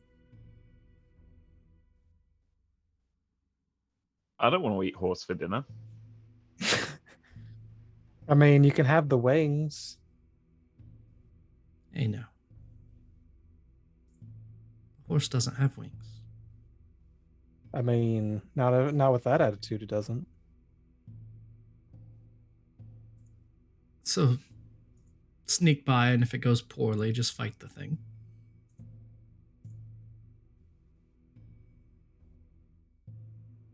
guess so. So be it. Okay. I'll need everyone to make me a new round of stealth checks, though this will be a group check, so looking for just a majority. Strong starts. No. 4, 10, 19, 13. A real number. 5. Oh my god. 18. 18, 13. There is a very tense moment as you guys are making your way through the underbrush that Leo's clanking and Ponos accidentally cracking a particularly brittle branch sets the griffin's head off in your general direction. And it sniffs the air, but rather than moving your direction, moves forward towards the jerky and other dried meats that a certain forward-thinking person had left behind, and moves onto them, sniffing towards them, and will take them up to give you enough brief opportunity to continue on. And I like to imagine maybe there's a general hush order just for a little bit of a distance before you can properly put it out of sight. Plenty of looks up to the sky. But as the sun properly begins to set and the stars become much more visible in the sky, you are finally able to make camp for the first night. And I think right now would be a great time to take our first break of the evening. So we will be right back, everybody. Please go and get yourself some water, stretch your legs, take a moment and think about what the heck are griffins really. And we'll be right back. So see you then. HP, if you please take us in. Welcome back, everybody, to Oathsworn, Odyssey of the Dragonlords. Our intrepid group of heroes has found their way to relative safety once again on their path back to the city of Astoria. They all nestle down and set their respective watches, ready for anything that might go bump in the night or their dreams or other, oh gosh, I'm forgetting the word that the elves use for sleep. Meditate. Meditations or, whatever you gotta do. Get in the zone. Get in the zone, auto zone, the whole thing. Either way, the next morning dawns, and I'll keep the music around for a little bit longer because, well, who doesn't love it? And you'd guesstimate by your previous journey here, you're about a day away from Astoria. So the night we were just chilling, I would have liked to have sent a nice, fun message to Vulcan. Oh, yes? I'm going to put it in chat because it does make sure that it meets the requirements of 25 words or less. Okay. Would you like to read that out for me very quick? Yes, Vulcan, we found the items with Xander, but they need your repairs. Can we send them to you from Astoria? And to be clear, you hear the message back in their voice, correct? I mean, that's up to you. Oh, of course. What fun would it be if it wasn't? Because you'll hear a very gruff reply. I'm already in the damn city.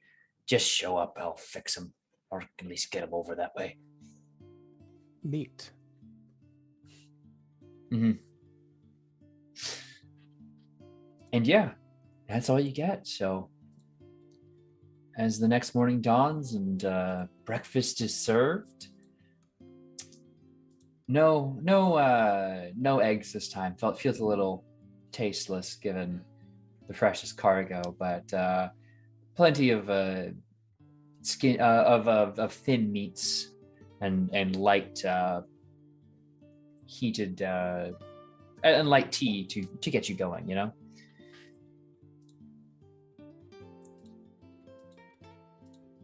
But yeah, you are set and ready to go. Would I be able to put on the breastplate and attune to it? Absolutely. Takes but an action, and you feel a kind of like you put it on, it doesn't fit you quite perfectly. You almost feel like there's a bit too much room in some areas.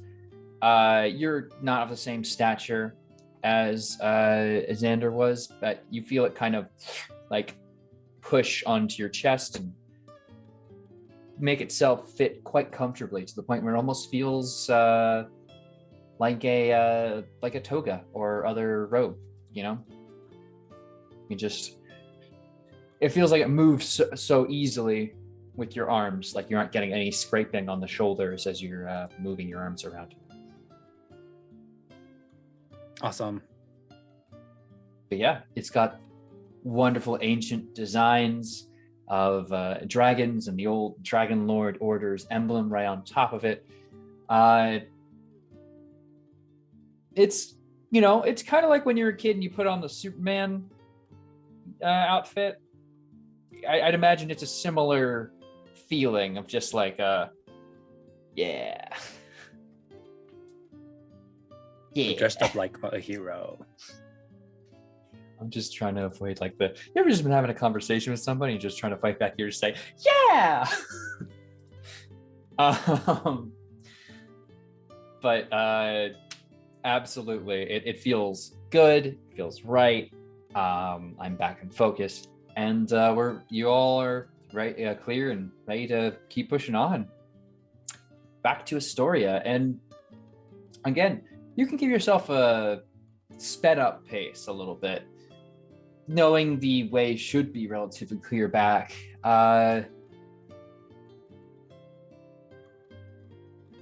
If anyone wants to, of course, say anything, feel free to stop me. But as you work your way eastward out of the mountain range and back out towards the to your left now, the wild ranges of the steppe, and increasingly within sight, the small dip in the valley that you know to contain the city, you will spot a small group of people that seem to be dragging along a number of cargo, sans a horse, and in its place a quite large creature bearing only a single eye.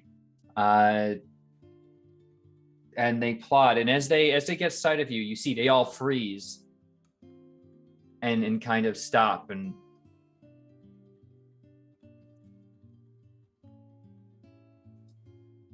hello, friends. How goes your travels?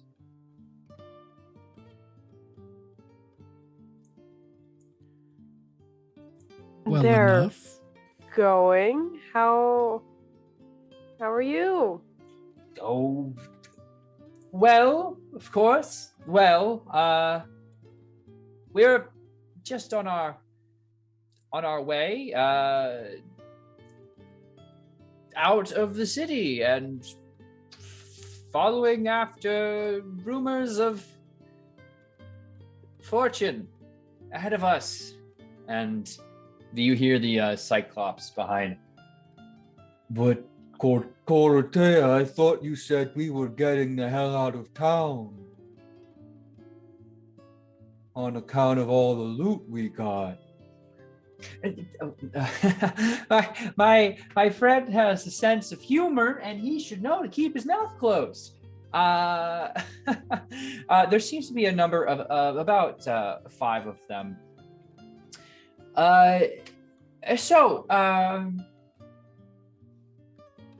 we'll just be on our way, right? Well, there is a little bit of danger on these roads, you see. Danger? I wouldn't know anything about that danger. Oh, which is why we're telling you, though. We just ran into a griffin that just plucked a large horse and a rider just right off of the ground. You don't say. That is terrible. Hey, that's really tricky. Maybe good heroes such as yourself, I am sure you are great heroes. Maybe you should see to it that we humble travelers don't run into such problems. Not telling you what to do, of course. Just, maybe you could turn around and pretend this didn't happen. Well, you see, yes, the griffin is certainly a danger, but there's another rumor going about that there's, well, quite frankly, that there's thieves on the road. Oh, thieves? I heard it just recently. I couldn't imagine anyone being a so low moral character. Astoria was under siege. See, we're actually being the oracles chosen and really representatives of doing good for the people. We're actually taking donations to alleviate those who have lost their goods to thieves. Oh, well, that is certainly a worthy cause, and you'll see the Cyclops behind. We should give them some of the stuff you took from those people. Though you were taking donations, right? And she'll just kind of freeze, you'll turn around and she'll be speaking in a soft voice, but you make a perception check to try and overhear or shout me out your passives. Absolutely. Oh, I'm gonna try rolling because my passive perception is not very good. There you go. My passive 17. Okay. And the passive of 17, if your passive is above 15, you can absolutely hear her. She's got to speak to a big fella. My passive is 7. Having a hard time. It's very windy. And she'll just be showing, you big lumbering idiot. Shut your mouth and stop fucking this up. I pay you to be the muscle, and they can't take what I've rightfully stolen. Uh-huh. And you just hear him is, sorry, Mrs. Cortea. I'll do better at trying to be the thief. No, you idiot, stop talking about being a thief. You're not even a thief, you're basically a glorified pack mule at this point. And he just looks very despondent. But I'm still your friend, right? Well, I don't know. And he appears very heartbroken at this. Oh, no. Don't let your guard down. You won't have any defense. Well, I will transfer us over briefly to a familiar map, but useful.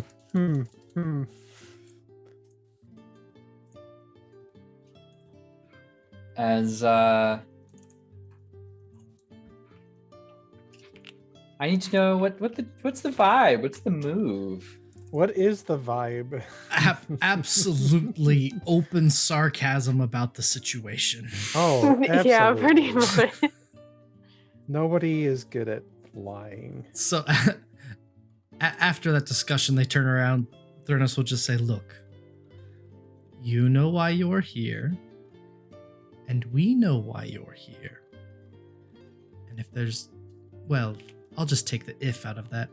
So anything you have that's not yours, we will happily take back to Astoria with us. And what do you propose to do with that? Oh, Redistribute it to all of your friends, or maybe you'll buy yourself a fancy set of armor. Please. We're going to do the exact same thing that you'd want anyone else to do. Go set ourselves up a nice little town or outpost in the wilderness, and we'll be on our way. Look, I'm gonna kind of. Mistress, but what if they could give some of that to the people in need? You took a lot from the halflings.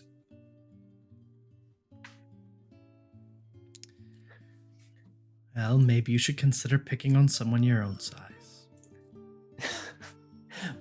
I'm sorry, my own size? But here's this. There's 6 of you and 6 of us, but, well, frankly, I think I've got you all dwarfed. So... Really? Could you, she'll turn. Hey, Tello, could you tell them what happened to the last mean, angry man who came to attack your friends? Should I do the scary thing you told me to do?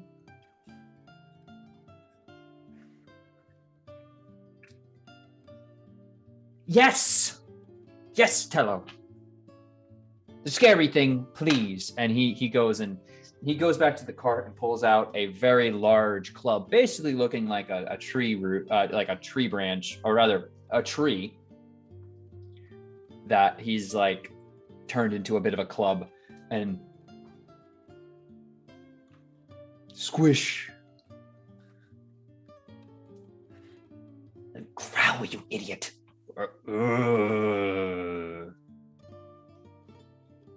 Yeah, so There was a little bit too much question at the end of that. There was too much. He doesn't seem too committed to the bit. Oh, he's committed, all right. Take a swing at me and see what happens. Tello, was it? You won't be awake to see what happens after if I did that. Yes. Hello. Tello, you just want to be a friendly good guy, don't you? I like having friends. These are my friends. They're not very good friends, though. I don't really have a picture of referees. Well, let me tell you that good friends don't say mean things to each other like that. They don't? No, they don't call you mean names like that. What? And they value your opinion and thoughts on what should be done with, well, you want to help people and they don't want to help people. I have thoughts. No, you don't, you idiot. You're a big, scary muscle creature meant to scare off everyone and make them give us our gold for free. Come on, you know it's in your blood or something. That's not very nice. Why don't those trying to convince Tello make me a persuasion check? Yeah, I would love to. As I was using my voice, do I get advantage? I was thinking the same You're thing. wait, but I'll you're take using that voice and not 27. charades? Well, as you are using your voice, I would certainly allow it. But a 27 on the first, and I was just a casual 27. You know. Was it Sorry. 15? No, That it was was good. without advantage. That was even worse, yeah. 15. So, you see like this mental process, and you know, you could swear a little cyclopean angel and demon appear on his shoulders as he seems to be kind of like looking between the two groups, and honestly, the woman identified as Cortera will just continue to like berate him and like insinuate that he needs to go over there and smash them in right now, or he's out of the group. And he won't be friends with anybody then, will he? He'll just be back to being the lumbering, stupid, overgrown, as she's quickly turned into paste. That was a little... She was a bad friend. And I'm gonna need everybody to roll initiative because the rest of the bandits are not taking well to Oh no. do this. That's God not damn it. exactly what we were going for, but There you go. I hope people are taking notes of what happens to bad friends. They turn into ketchup packets. Oh, wait. Let me get the turn order up. If you want to roll me that again, if you roll below a 15, you can use it, of course. Oh, never mind. It loaded in. Sad. Oh no, not as sad. How do you do this every time? Less sad. Oh my How god. is it a natural one every time? That's amazing. He's just That's impressive, chilling. honestly. Honos is just vibing. -2. It's like, this is fine. This is all fine. Okay. So, we are going to take this from the top. And I'm going to give you guys practice with a little bit of a concept, whereby you might have yourselves a companion in some circumstances. On the on Telo's turn, you tell me what you want him to do, and he will then perform that action. But shockingly, the bandits will go first, and they are all going to turn and engage on. Oh, your initiative didn't go through. Never mind. It's not the bandits first. First, my goodness, confound it. Look at what I did without even knowing. Thank you very much. Farah, you're up first. Yep. So, all right, nope. All right, hang on. I want to make sure he's not in this.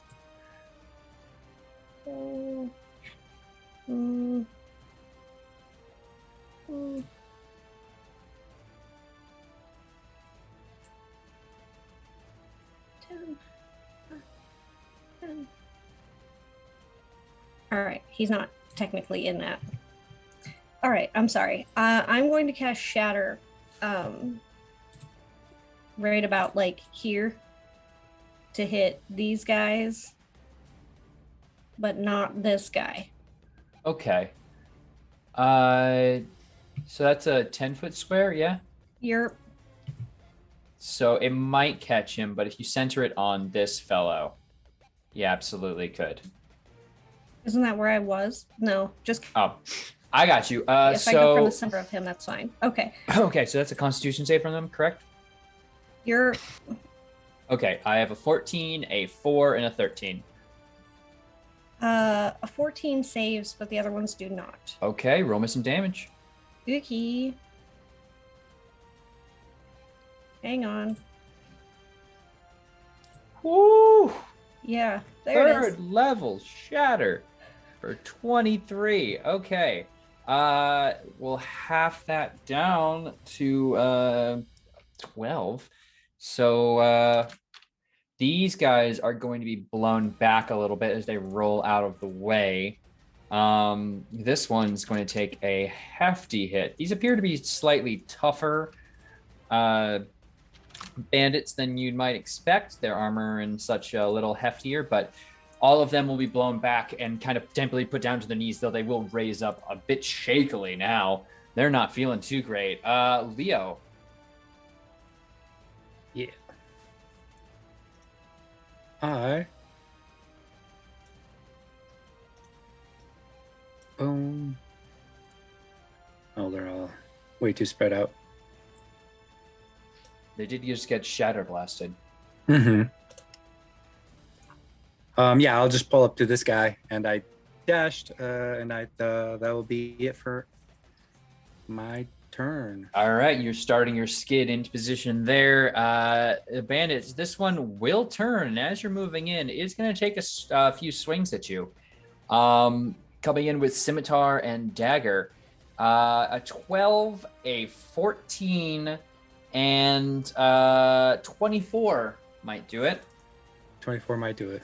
Okay, so as you come slashing in, you get 2 solid hits against your shield that glance off, and then as you're kind of opening yourself up to start an attack, you just catch a quick knife to the ribs. So you'll take 6 piercing. It kind of finds a home just in the elbow on the underarm of your armor. For the others, they are going to turn. This one doesn't really want to fight the giant scary guy, so we'll pull a light crossbow and try and launch an attack towards the most near offending member. That's going to be a 17 to hit, which I believe will not do it, followed by a 22, as he's able to quickly reload it.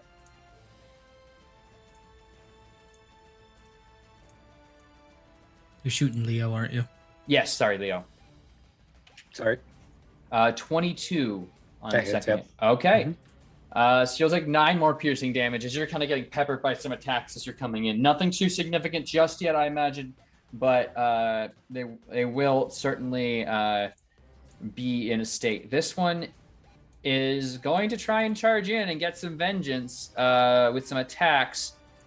14, 17, and an 8.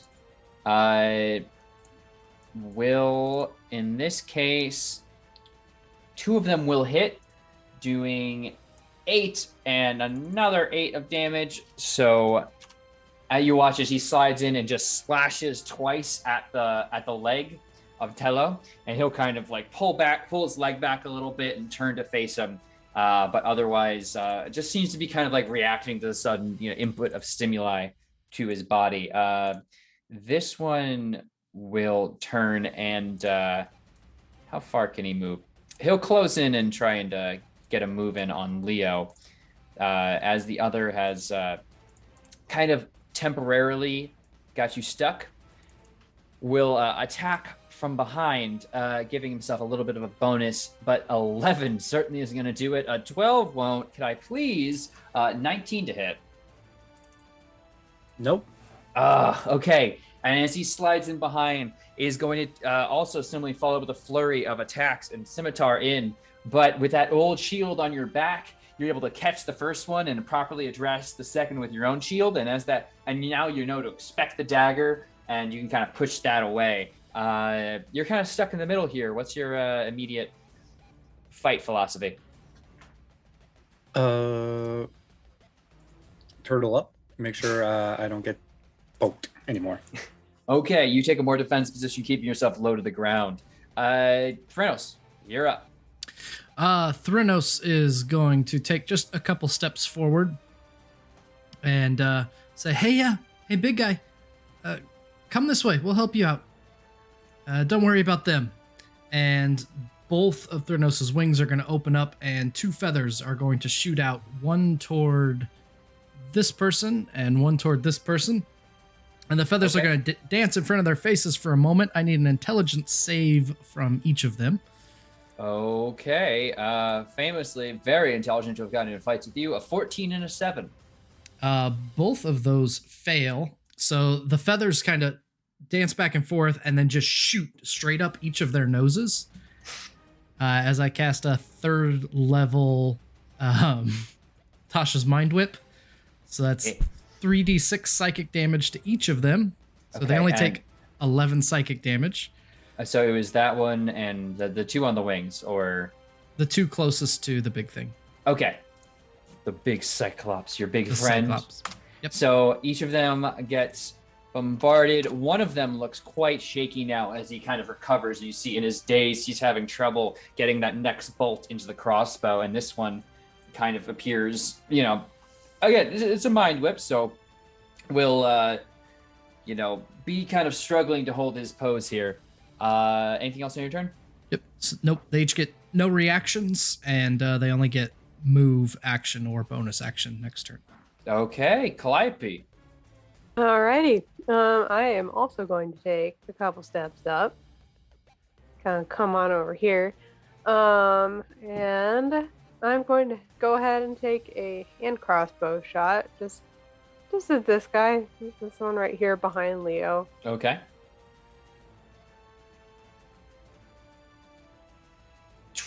21 for will 5. absolutely catch him in the back as he chunks off of that last dagger, fully expecting to catch his opponent by surprise. He has a full deflection, and in that moment of overextension, you can get him right in the chest, and it kind of catches a bit of his thumb as well as he's got to like work. Gives him a grip on the bolt to pull out and kind of look at you briefly in anger. But you can tell it's done him a number. That's gonna take some serious bandaging. Anything else in your go? Yeah, you know what? Tell you what. I'm gonna look over to Tello and say, "Hey, you're doing great, Tello." And he gets a bardic inspiration. Oh. All right, Eliana. Eliana is going to rush in.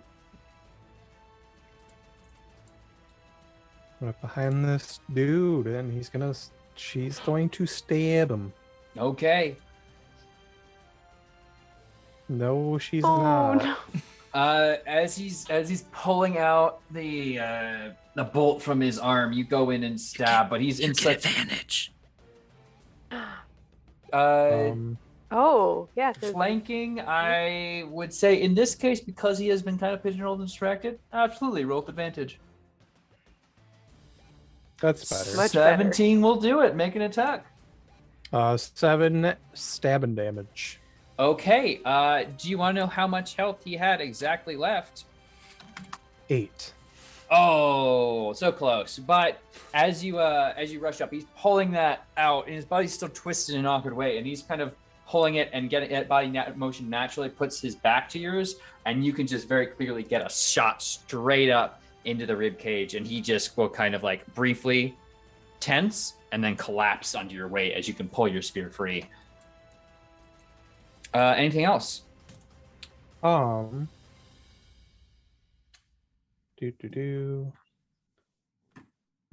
can't move anymore. No, because I don't have any other bonus actions at the moment. Okay. Then it's Tello's turn, and the general idea was just to have him move closer to you guys. Yeah. Yeah, we'll be friends. Okay. He's gonna take his big lumbering movements and make his way here. And then we'll move again and just be standing right next to you. Hello. Hi. You're a very good talker. Thank you. And that'll be his move. So Ponos, you're up. Cool. Well, why not, eh? Do some. Excellent. Very good. I'm gonna go for a little wander. 2, 3, 4, 5, 6 over to here,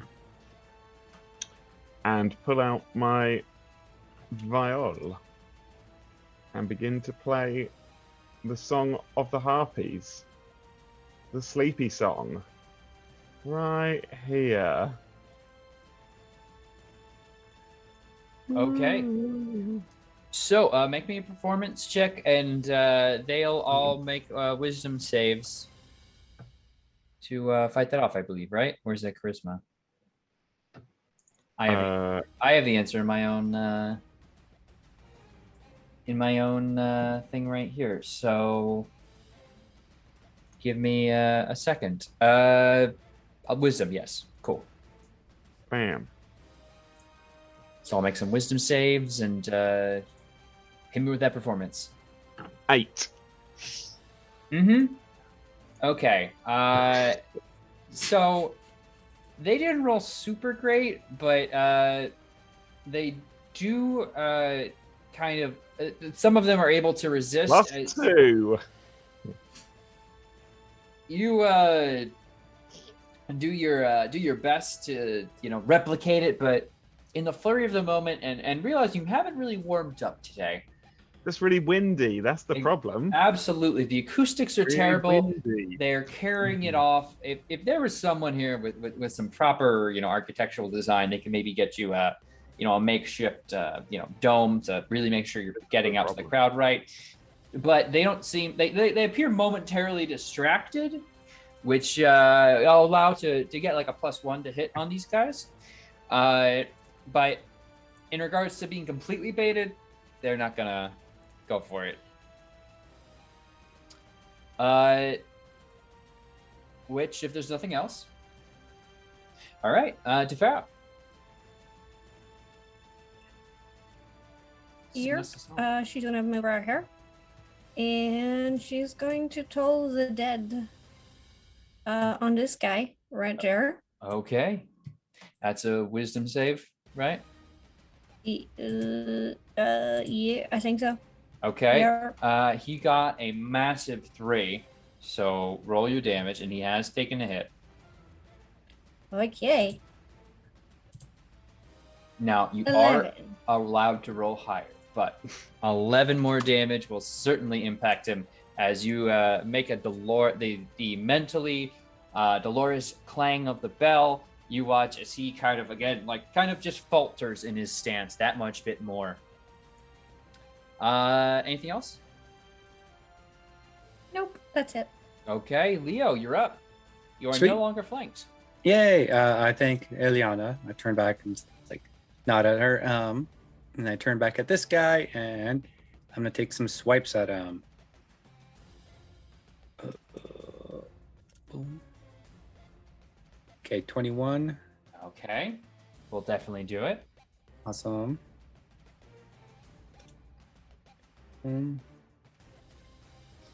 For 10 damage. 10. So you kind of burst forth, and with both your back shield and your arm shield, you can give yourself a brief moment to nod to Eliana, and then with the cover of that, completely blind, you can swing high and catch him on the upper shoulder and pull through. You've definitely broken a clavicle. I'm so tempted to say your blade would kill, but it hasn't just yet. Okay. I'm going to attack again. Oof. And that's just a 12. 12. I did give a +1, but even with that, even with him being off balance off the first hit, he won't give in just yet. That last momentary fight, he will catch your arm right on the wrist with his blade and catch you just enough to stop your next overhead attack. Anything else you'd like to do? Nope. I will just stay my ground. Okay, stand your ground you will, and you will receive a counter flurry of blows, but it's a 13, a 19, and a 17 against you, which none will hit. Are you just pure turtling up right now? You just catch them all with your shield, and you'll just hear again the same. You block with the right, block with the right, block with the left follow up, and that second hit will come, and you're just expecting now that final dagger. He tries to improvise and come in from a high direction with a reverse grip, but again, in a similar way, you shift up, reading his movements, and can basically in your next attack, you have his arm stuck up on your shield. This other one, though shaky, will begin pestering the rest of the group. He's going to take one shot at Eliana and one at Ponos. So that's a 5 on Eliana and a 5 on Ponos. I seem to be really good at rolling 5s. So he'll just kind of like in a bleary vision, you'll just hear thunk in both your general directions as it'll sail high and fly past. You'll hear behind you, "Hey, I got a baby. What the frick, man?" And this final one will turn, actually only able to move. I apologize. Good thing I didn't hit anybody. As he'll just kind of try and rush in, moving into position right up in y'all's business here. But he won't be able to do anything else. So, Thronos, you're up. Yes. So, Thronos is going to cross his wings in front of him and whip them outward. And when he does, 3 feathers are going to go flying out, scorching through the air. One of them toward the guy that just went close, and the other 2 to the guy up to the top. Okay. We're going to Scorching Ray. So that is a 19 to hit this guy close. Yep, for 11 damage. He is still standing, but very barely as he's moving up, and you catch him in the side. No falter, but D right up and moving towards you, Defera. Okay, the second one to the guy up top is an 18 to hit. Yep, that will do it. So that is for 4 fire damage. Okay, that one grazing him more than properly hitting him. He will still be standing, though, as he's attempting to get that next bevy of crossbow bolts loaded. And the last one is going to go Scorching Tolerm for 16. 16 will also hit. Okay. So that is 4 again. Oof. Still standing, just barely. Those Damn, were some man. pitiful rolls. He's a harder target to hit across everybody, and but you do manage to catch him and kind of put him off balance. Definitely not looking great. Calliope. That's all I got. All right, cool. I'm just gonna scooch on through everybody over here, just to move on to this side. Mhm. Pardon me, excuse me. Please don't step on me. Sorry. Oh, okay. And yeah, I'll just take a slash with my longsword out towards this guy. Okay. See what happens. See what happens. 13. I meant to say one-handed. 13, you swing wide on him as you're coming around, and just in this kind of like final desperate movement, he swipes up with a big exaggerated blow and will knock it aside. How dare. I know. Has anyone taken damage? Yeah, I took a bunch of damage. Alright, I will send a healing word over Leo's way then. And I don't have a lot of different spell slots left, so I'll just send the first one. For 9. Sweet, thank you. Oof. Good. Anything else in your go? That's it. Miss Logide, if you will. Yeah, seeing someone kind of run up on Defera, that, you know, a person that I saw owe a life debt to. I'm gonna stab him. Okay. You're unimpeded as you approach. An 18 18 will absolutely do it. Don't roll a 1. for 6 piercing damage. And in a similar method, I imagine you kind of just can pivot, like recognize, pivot, and just thrust across the battlefield, almost probably gripping the end of your spear with a full length as you impale this guy in the side. And like, you know, with the same resistance that anyone would take with a blow, he kind of turns on your spear, and then will slump and fall as you can pull it back by the very edge and pull it back and get into a more comfortable grip. Is he down or no? Yeah, sorry, I was cool. working on the X. So just kind of almost like damn near dancing. It's just like thrust, turn around, walk, and bonus action go for this dude. Okay. Stealing all the kills. I mean, Cleanup crew. 15? meets it, beats it. Hell yeah, brother. That's a 7. So to just be clear, this is a with the back of your spear, right? Oh shit.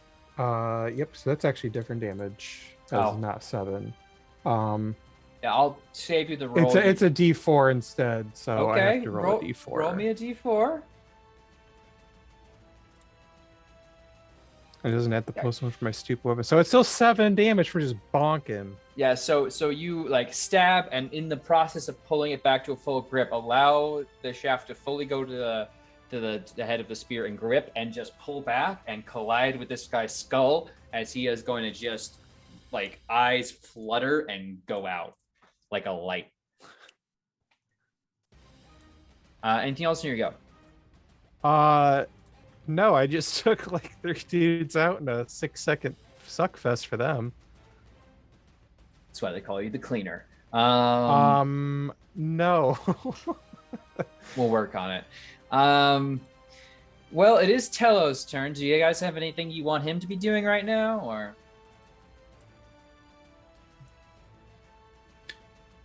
Tello, they can't hurt you. You can just stay here. We'll take care of this last one. Okay. You can throw a rock if you want. Oh, I like throwing rocks. And he'll go and kind of move his way over. The map not being a perfect representation, of course, but we'll go and grab a rock off a nearby path of a large size, and then turn, and he'll chuck a rock for a 27 to hit. Oh my god! shot put this Ironically dude enough, as you watch, as he just and the guy's finally gotten the bolt set in his on his crossbow, and he just looks up as a shadow kind of covers him for a second, and he just, as a moment ends, he just gets smushed by this large boulder.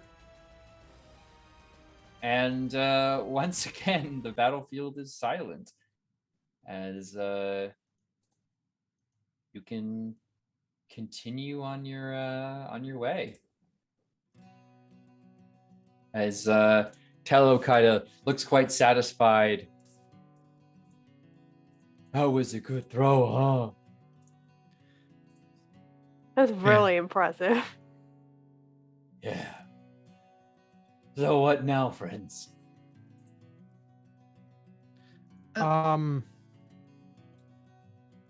Maybe in the future, don't squash people.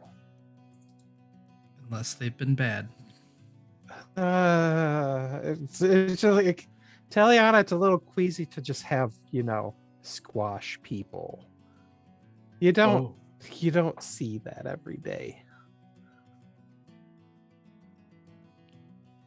Oh no.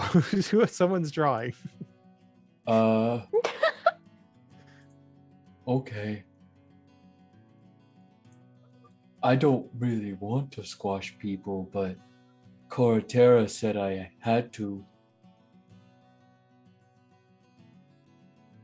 Do you have a tribe or No. Maybe a family? And he looks at all of the bodies around. They were my friends until you pointed they weren't really good friends. Could you be my friends?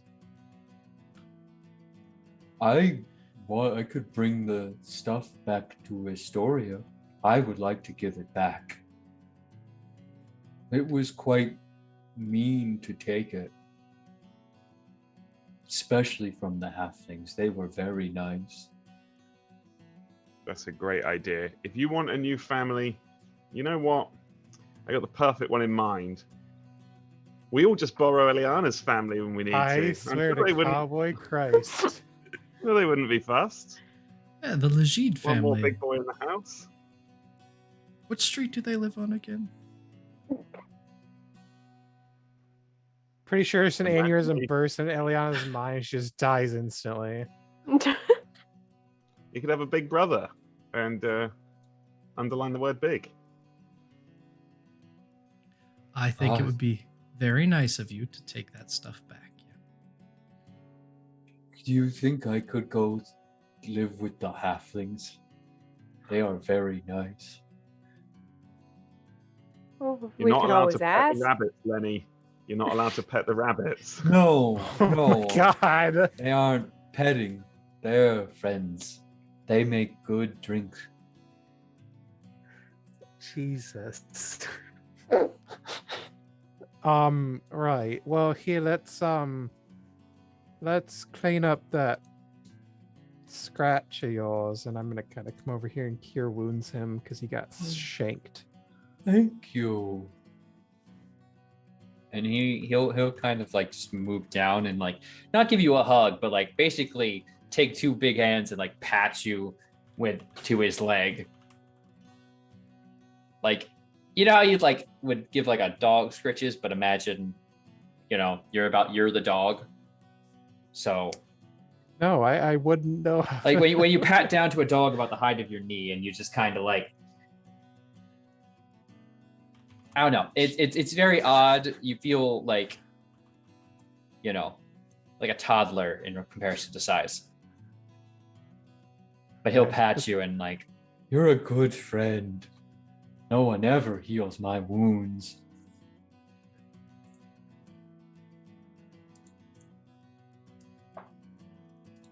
Mm-hmm. This is just real awkward for her. Mm-hmm.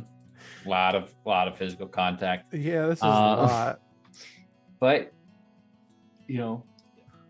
so should I go and carry the stuff? That would be great. Do you want any of the loot? No. That's not ours either. Cortera took a nice spear. She had it on her, and you can see amongst like, the gore, there are two very fine-looking spheres that seem to have been uncrushed. How could you do this to me? I want to see how far I can push this. A fine addition to my collection. Yeah. Hello, Eliana. I want to play a game. Within this pile of gore are two spears. They're really freaking nice. Man, oh no, not gore, as we already fished them out of a literal shit prison. But those are, in fact, for the purposes of loot, that feels a little like I maybe have neglected the party of something. Those are Dorada, and they are, shockingly enough, mithril. Additionally, you will not suffer disadvantage on ranged attacks due to enemies in close proximity when you're wielding this weapon.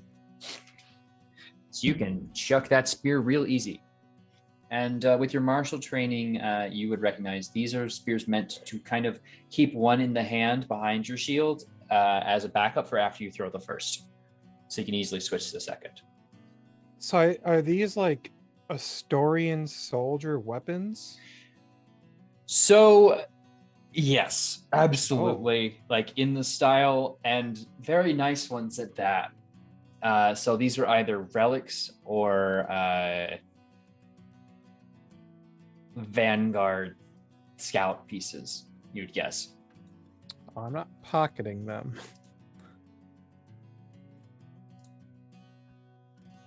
Well, it'd be hard to put a spear in your pocket, but I mean, you can always try. You can just stab a hole right through. I'd have to be especially happy to see somebody. But Get in the bat.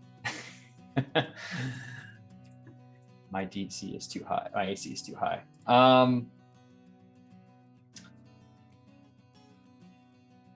So, beyond all that and the acquiring of loot, is the plan just continue on?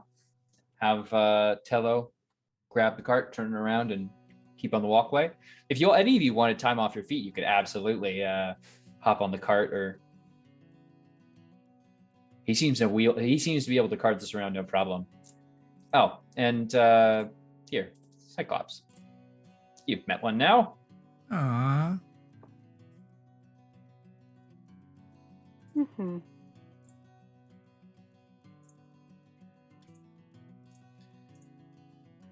This one feels more like a number 3. Yeah. Well, there you go. Every time we meet a Cyclops, I need it to be ranked. Yeah, from 1 to 3, left to right. Left to right.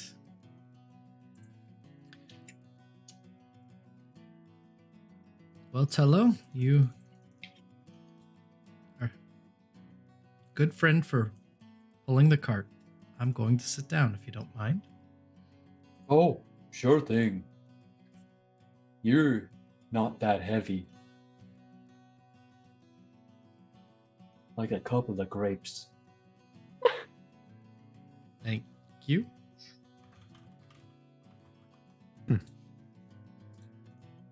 Well, this went well. I say so too. I found some good friends. And he'll just start plodding off, you know, with Thrynos in tow. Everyone good to move back to the city? Yeah. Yeah. And yeah, certainly enough. It takes about another hour of travel, but you round a familiar river bend, and sure enough, as if waiting for your return, Astoria is ready and awaiting you all. Yeah. You see the gates are shockingly enough wide open to your return. And the sounds of life are quite apparent, even even as the siege seems so recent in your minds. The guard captain will, of course, salute you on your way in, not bothering to inspect you, but will take a pause at the Cyclopean attendant. Might I ask what your intentions are with, this friend? Steps toward restorative justice. Yes. And Captain Publius will, as long as you keep an eye on him, I am sure the rest of the city will happily welcome him. Keep 2 eyes. Yeah, yes, because, welcome, traveler, he says up to the Cyclops. Hello, friend. I found other friends, and I'm gonna go talk to the halflings. Oh, yes, of course. He'll kind of nod and motion. He'll kind of motion towards some other guards who appear quite defensive and like clang on one of their shields with a spear, and they'll take more official, military relaxed positions. And please, man, show some confidence. You are presenting to the Oracle's chosen. And you're free to enter the city again. By the way, Captain, I believe these belong somewhere where I'm sure you'll find more where they go, and the 2 spears. These are, my goodness, a fine make. Only our most trained scouts would use these. Where did you find them? Telo's old friends had them.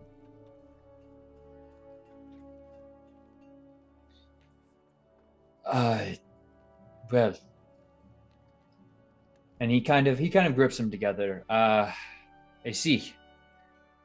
I assume they have been handled. Yep.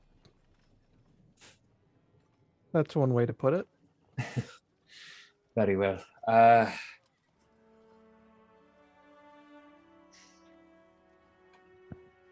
don't take kindly to people stealing from ours. Yes, and for their recovery, I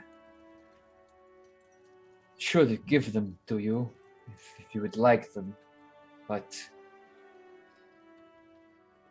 I can understand. I can make sure these get into the right hands once again. I have several. I don't need really more right now. I'm sure there'd be more use here anyway. Very well. I will allow the head of our guards to allocate them as necessary. Thank you, chosen. And he'll bow and kind of stand at attention and allow you all free entry.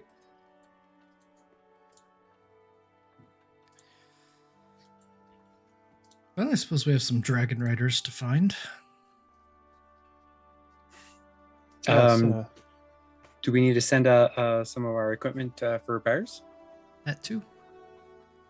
For upgrades, potentially. Vulcan is here in the city, Mm-hmm. although I'm sure he's going to be ever so cheery to see his old equipment in disrepair.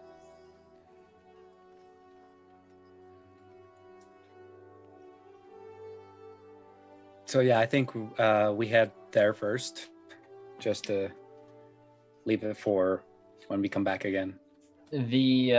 Come back again. My goodness. But yes, the Vulcan's Hall, right here on your maps, absolutely is brimming with activity. A large team of cattle, of oxen rather, with incredibly long horns, stand outside, hooked to a very piled-on cart. That team of dwarves are basically filling to the brim with equipment and other bric-a-brac that they can fit within the seams to optimize the trip.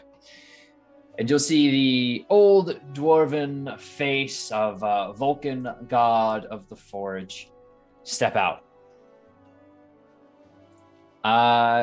He's kind of nodding on, getting a bit of a pipe, just chewing on it, not really in particular doing anything other than supervising at the moment, before and occasionally shout out, no, load it onto there, you idiots. And yes, yeah, no, to the left, not your left. Useless. He throws up his hands and will enter back into the hall. But as he's turning to, don't just stand there, you silly prick and chosen. Get in here. See, his ever so cheery self. Spirit of the season embodied. Heading in, you see there's a continual flurry of activity, as expected of Vulcan's Hall. Though it seems a lot of the effort has been into moving several key pieces out. A lot of the day-to-day repairs and creation that is associated with this area here has continued. Vulcan himself is standing at attention before a hearth fire, just kind of seems to be patiently smoking a pipe. About a teenage boy stands next to him for a brief moment, and then kind of stands and says something down to him. He'll just nod, and he'll turn around and start heading out. Of course, giving you all a bow as you pass by. Now what's this I hear about you all breaking something? Be quick with it. I've got to move all this equipment out to the mithril mines. Didn't say it was broken. You might as well have. Well, what'd you expect, Vulcan? It's been sitting in the necropolis for centuries. I'd expect you to take enough care of it. Or if you found it, at least get here fast enough so I can get work started. Which it seems you've done the right thing, at least. So what did you find? Takes out Great Axe. Then yeah, Leo pulls out the shield. And he seems to kind of gnaw at the end of his pipe, and you see it kind of twirl in his hands a little bit as he works his teeth over it and pulls it out and just pushes it aside and grips them both out of your hands, each in one hand. Obviously, both of them being very heavy objects, he seems to palm them both quite easily. I should have known, given him any work, and that gangly little boy would have gotten this into as much trouble. There's a cognitive leak in this axe. And this shield's no better. It'll take me nearly a week for each, likely. But I can do it free of charge.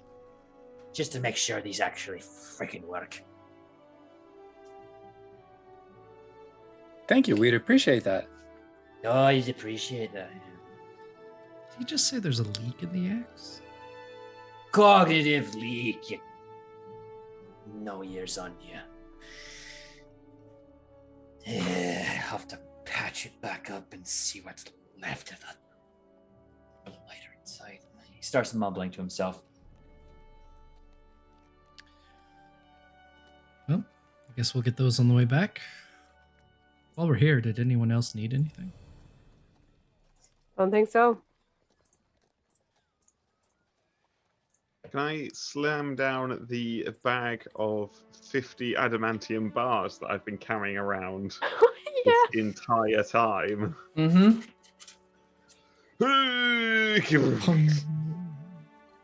are you carrying around that for? Sometimes I just forget why I do anything. But there you go. I got these somehow. Now it's your problem. All right. And what do you want from it? Get creative. I'll give you artistic license. All right, smart ass. I think my ass is smart. You should see the rest of me. I'm seeing too much of you as it stands. Penis.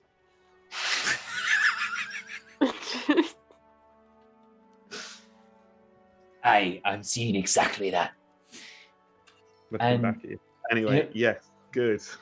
He'll heft it up and it'll be done by the time the rest of these two have their things back. You get a scratch in that breastplate, I'm stripping it off you. And he points towards Leo. Oh, yeah. Oh, yeah. I promise I'll be good. It's, awesome. So excited. Good. Just leave me alone. Stop messaging in my brain next time. Write a letter like a normal person. You and I both know I wouldn't have gotten it in time.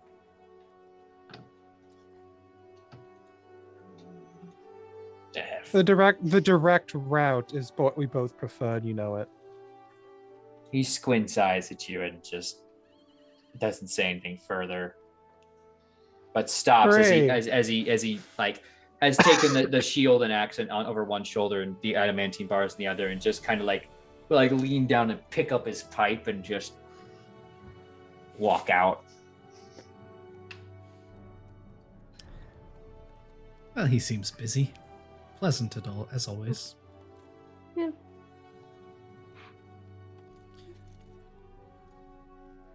So, that business handled. Where's you next?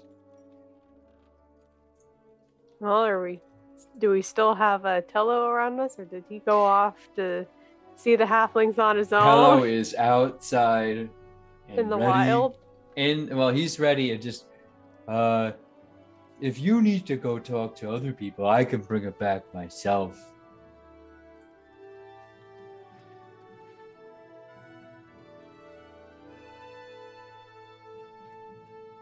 Do we trust the Cyclops to go and do it? Let's- Or should we?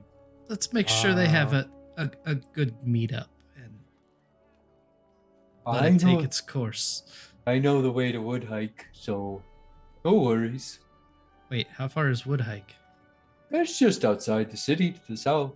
They have a little enclave. Yeah, because they're halflings. Got that. I'm glad we can joke as friends. But yeah, he'll lead you right out.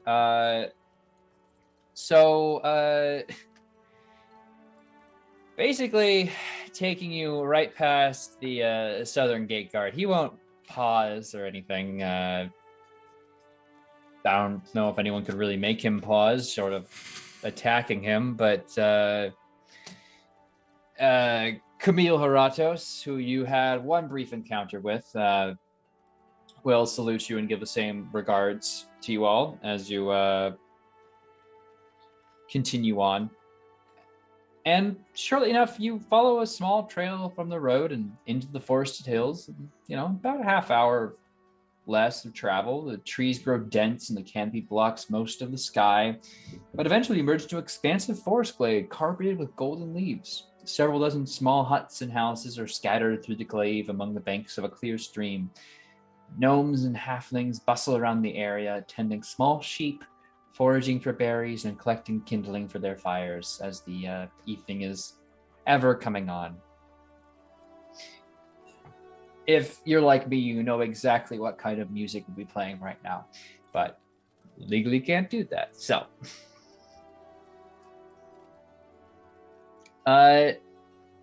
even as you get close, those nearby will obviously pause at the sight of a large cyclops, but still do their best to remain friendly and shoot some waves.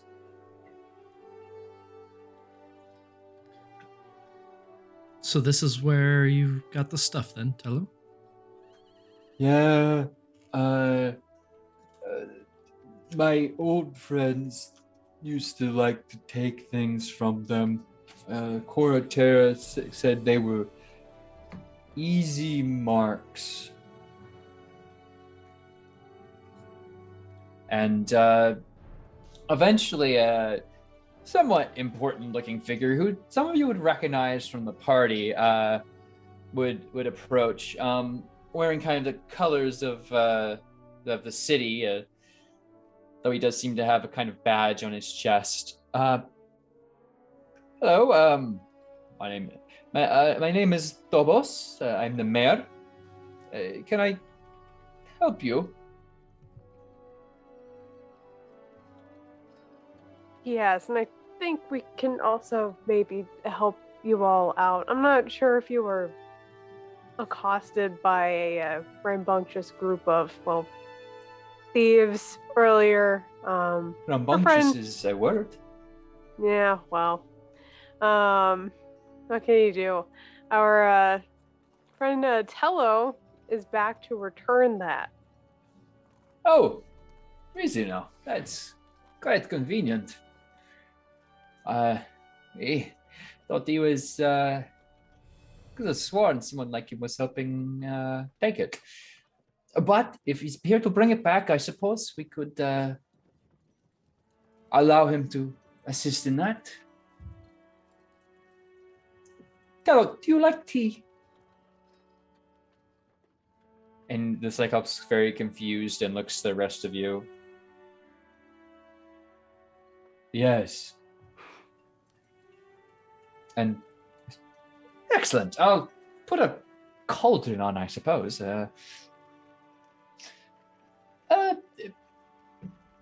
We'll go over the fine details with Tello here if you'd like to stick around. But, please, of course. Very glad to have you. If you'd like some tea as well. And, negotiations from that point are brief and non-existent in the fact that Tello's, of course, just like, here, take all my stuff. And if Phobos is kind of processing the entire thing. And you're all welcome in, and you can have some lovely tea. The housing interior is small, so you're welcome to a bit of a picnic. But I'd say you can confidently leave Tello here, and with the feeling that he's in good hands. I'm glad that went well. Nice, happy ending for the big guy. Yes, and hopefully he'll do more good than what he was doing previously. He just needed a new group of friends, that's all. Speaking of new groups of friends, anything else before finding those guys? You mean the intrusious king's men? Yes. The ones that are gesture to the scroll, particularly interested in our comings and goings. Tracking our every step. Maybe they're fans. I think the word I would use is stalkers, but Maybe fanatics.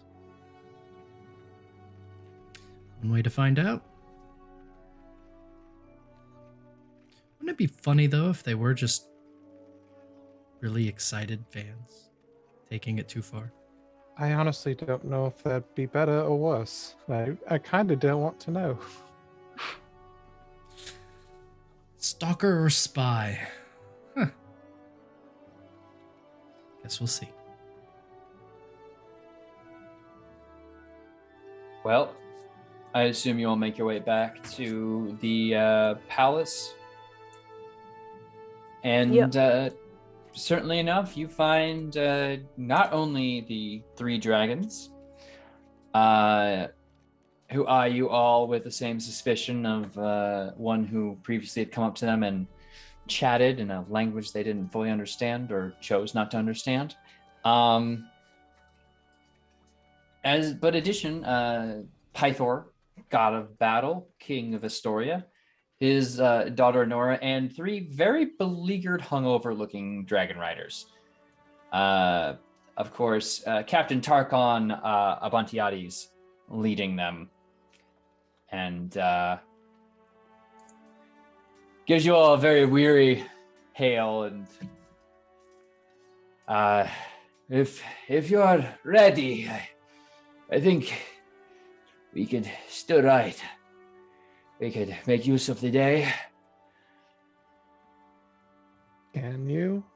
You look like you can barely stand. No, and then you hear Pythor will cut in. Oh, that's what I'm telling them. They should clearly stay and have another round of drinks. Stay the night. Stay the whole week. I don't see any rush to leave. And finally, Tarkon will, please, your hospitality has been more than appropriate. We are prepared. I suppose the dragon's doing most of the flying anyway. Precisely.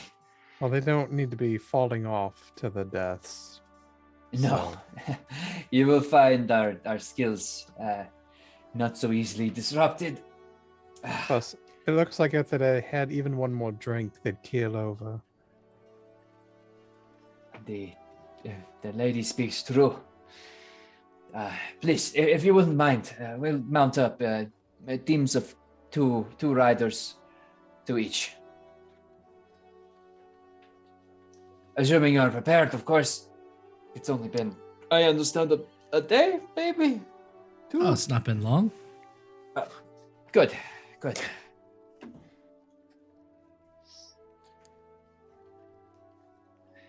Look to everybody else. Well, let's go. See a king. All right. As you go, before you leave, specifically Threnos, you're gonna feel a very large hand on your shoulder. Just look, I bought you what time I could, but still, I'm going to a bit of a viper's nest. Be careful. Of course, they've taken an interest in us, to say the least.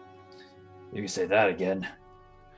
The amount of drinks I had to get down because of their diligence. I'm gonna guess their king is twice as diligent. Not nearly as fun as I am, huh? And he'll forcefully shoulder you. I imagine it's a bit of a crushing force. Oh, sorry. Anyway, if you need anything, you know where to call. Probably better to call Nora, but anyway, you don't have my hammer. I assume Vulcan's got that. Yeah, they needed it for the forging. The forging, yeah. Okay. All right. Yeah. Well, if he brings it back to me, I'll get it back to you. So just not the same without swinging a hammer around. Oh, that's what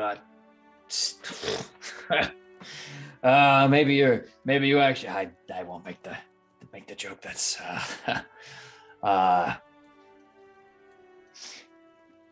Oh, get out of here! Come on, you got a world to save, or something. Thank you.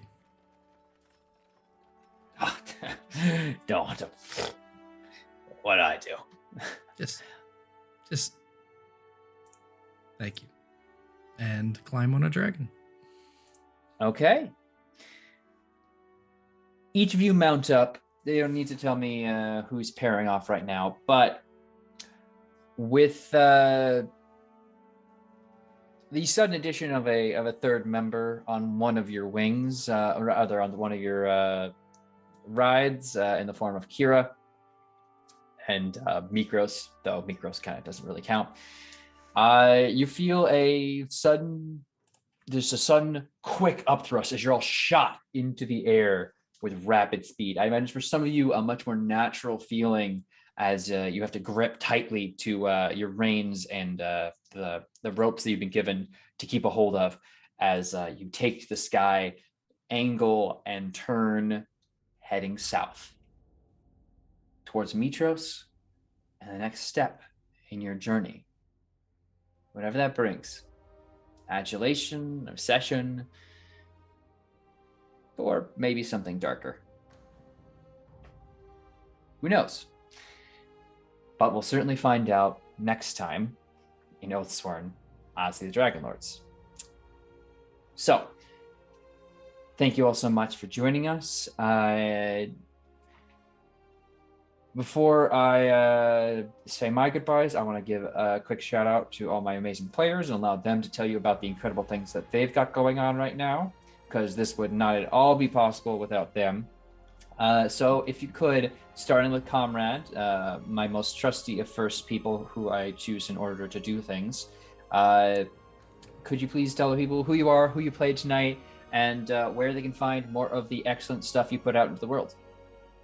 Yeah, Comrade Crash on Twitter. I played Leo Dracos, the Human Paladin, Oath of the Dragonlord, and just keep catching me here on Oathsworn. Now up to Sir Heck, or down. Yeah, hey everybody, it's me, Sir Heckalot. I've played Calliope, the Siren College of Epic Poetry Bard, who walks Path of the Dragon Slayer. You can find me on all of the social medias at Sir Heckalot, including Twitch, Itch, Instagram, Twitter, all the places. Just find me, because that's usually the best place to figure out where I'm going to be next in the TTRPG space. But I'll give you a little window into what I'm doing over like the next week or two. So tomorrow you can find me over on Lost Caravan RPG playing a Cowboy Bebop system one-shot, which is going to be super fun. I'm really excited for it. On Thursday you can find me here for Queen's Gambit, our Tyranny of Dragons campaign, along with Prissy. On Saturday, you can catch me on the Hype Goblin channel for Stars in the Stone, our Numenera campaign. We had our premiere last week, or this past Saturday, so it's not too late to start tuning into these, because it's going to get really cool. It's a very cool system. On the 20th, you can find me back here for Emerald Expeditions, that Tony will have a lot more to say about. And then on the 23rd is the monthly episode of Dungeons and Discussions, a D&D podcast that I run with Tyne's Dungeon, and perhaps the next guest might be on the screen, but who's to say? But yeah, the only other thing I have to shout out is the TTRPGs for Reproductive Rights bundle has officially ended as of yesterday, but there's still the bundle for Buffalo that has 6 days left on it, so go support that. There are a bunch of incentives that different communities are doing, including Neon Lights Roleplay, as well as Possum Punks, who does amazing map commissions. So just see what's out there and go support it. You still have time. Go help the folks that need it. And I think that's about it. To HP. I am the last hit point hero, and tonight I played Threnos, the Siren Sorcerer walking the path of the demigod. You can find me next this Friday as Cold Hands Warm Hearts returns from hiatus, where we will have a new regular cast member with Sir Heck bringing Astoria, the Bard, into the group, and a guest as well, who is Janie Potts, also bringing a bard. So we are going to bard up 3 bards. we have 3 bards. I'm so scared. In a party of 6. So I think things will go very well. There'll at least be lots of encouragement passed around to each other. So do come and join us for that. That's where you can find me. Next on the list is Tony. Hey, I'm Tony. So Saturday is the return of Dark Echoes. You can come watch us get bullied. And then Monday is the next episode of Emerald Expeditions. I will be revealing no information, just because I keep getting harassed for That's it fair. from some person or persons. So you get nothing. Suffer. And I think that's it until we come back on the 28th for more Oathsworn.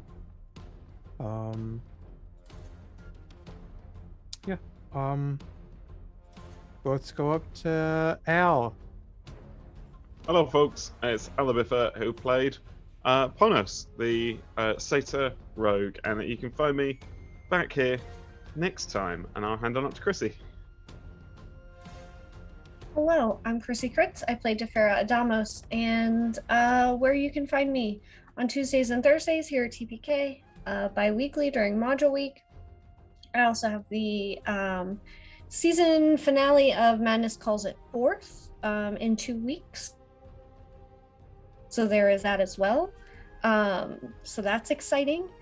I will also be over on Plus One EXP hosting. I'll be directing, because it's called a director, in the game Lighthearted with a bunch of folks over on that channel. So that's pretty exciting.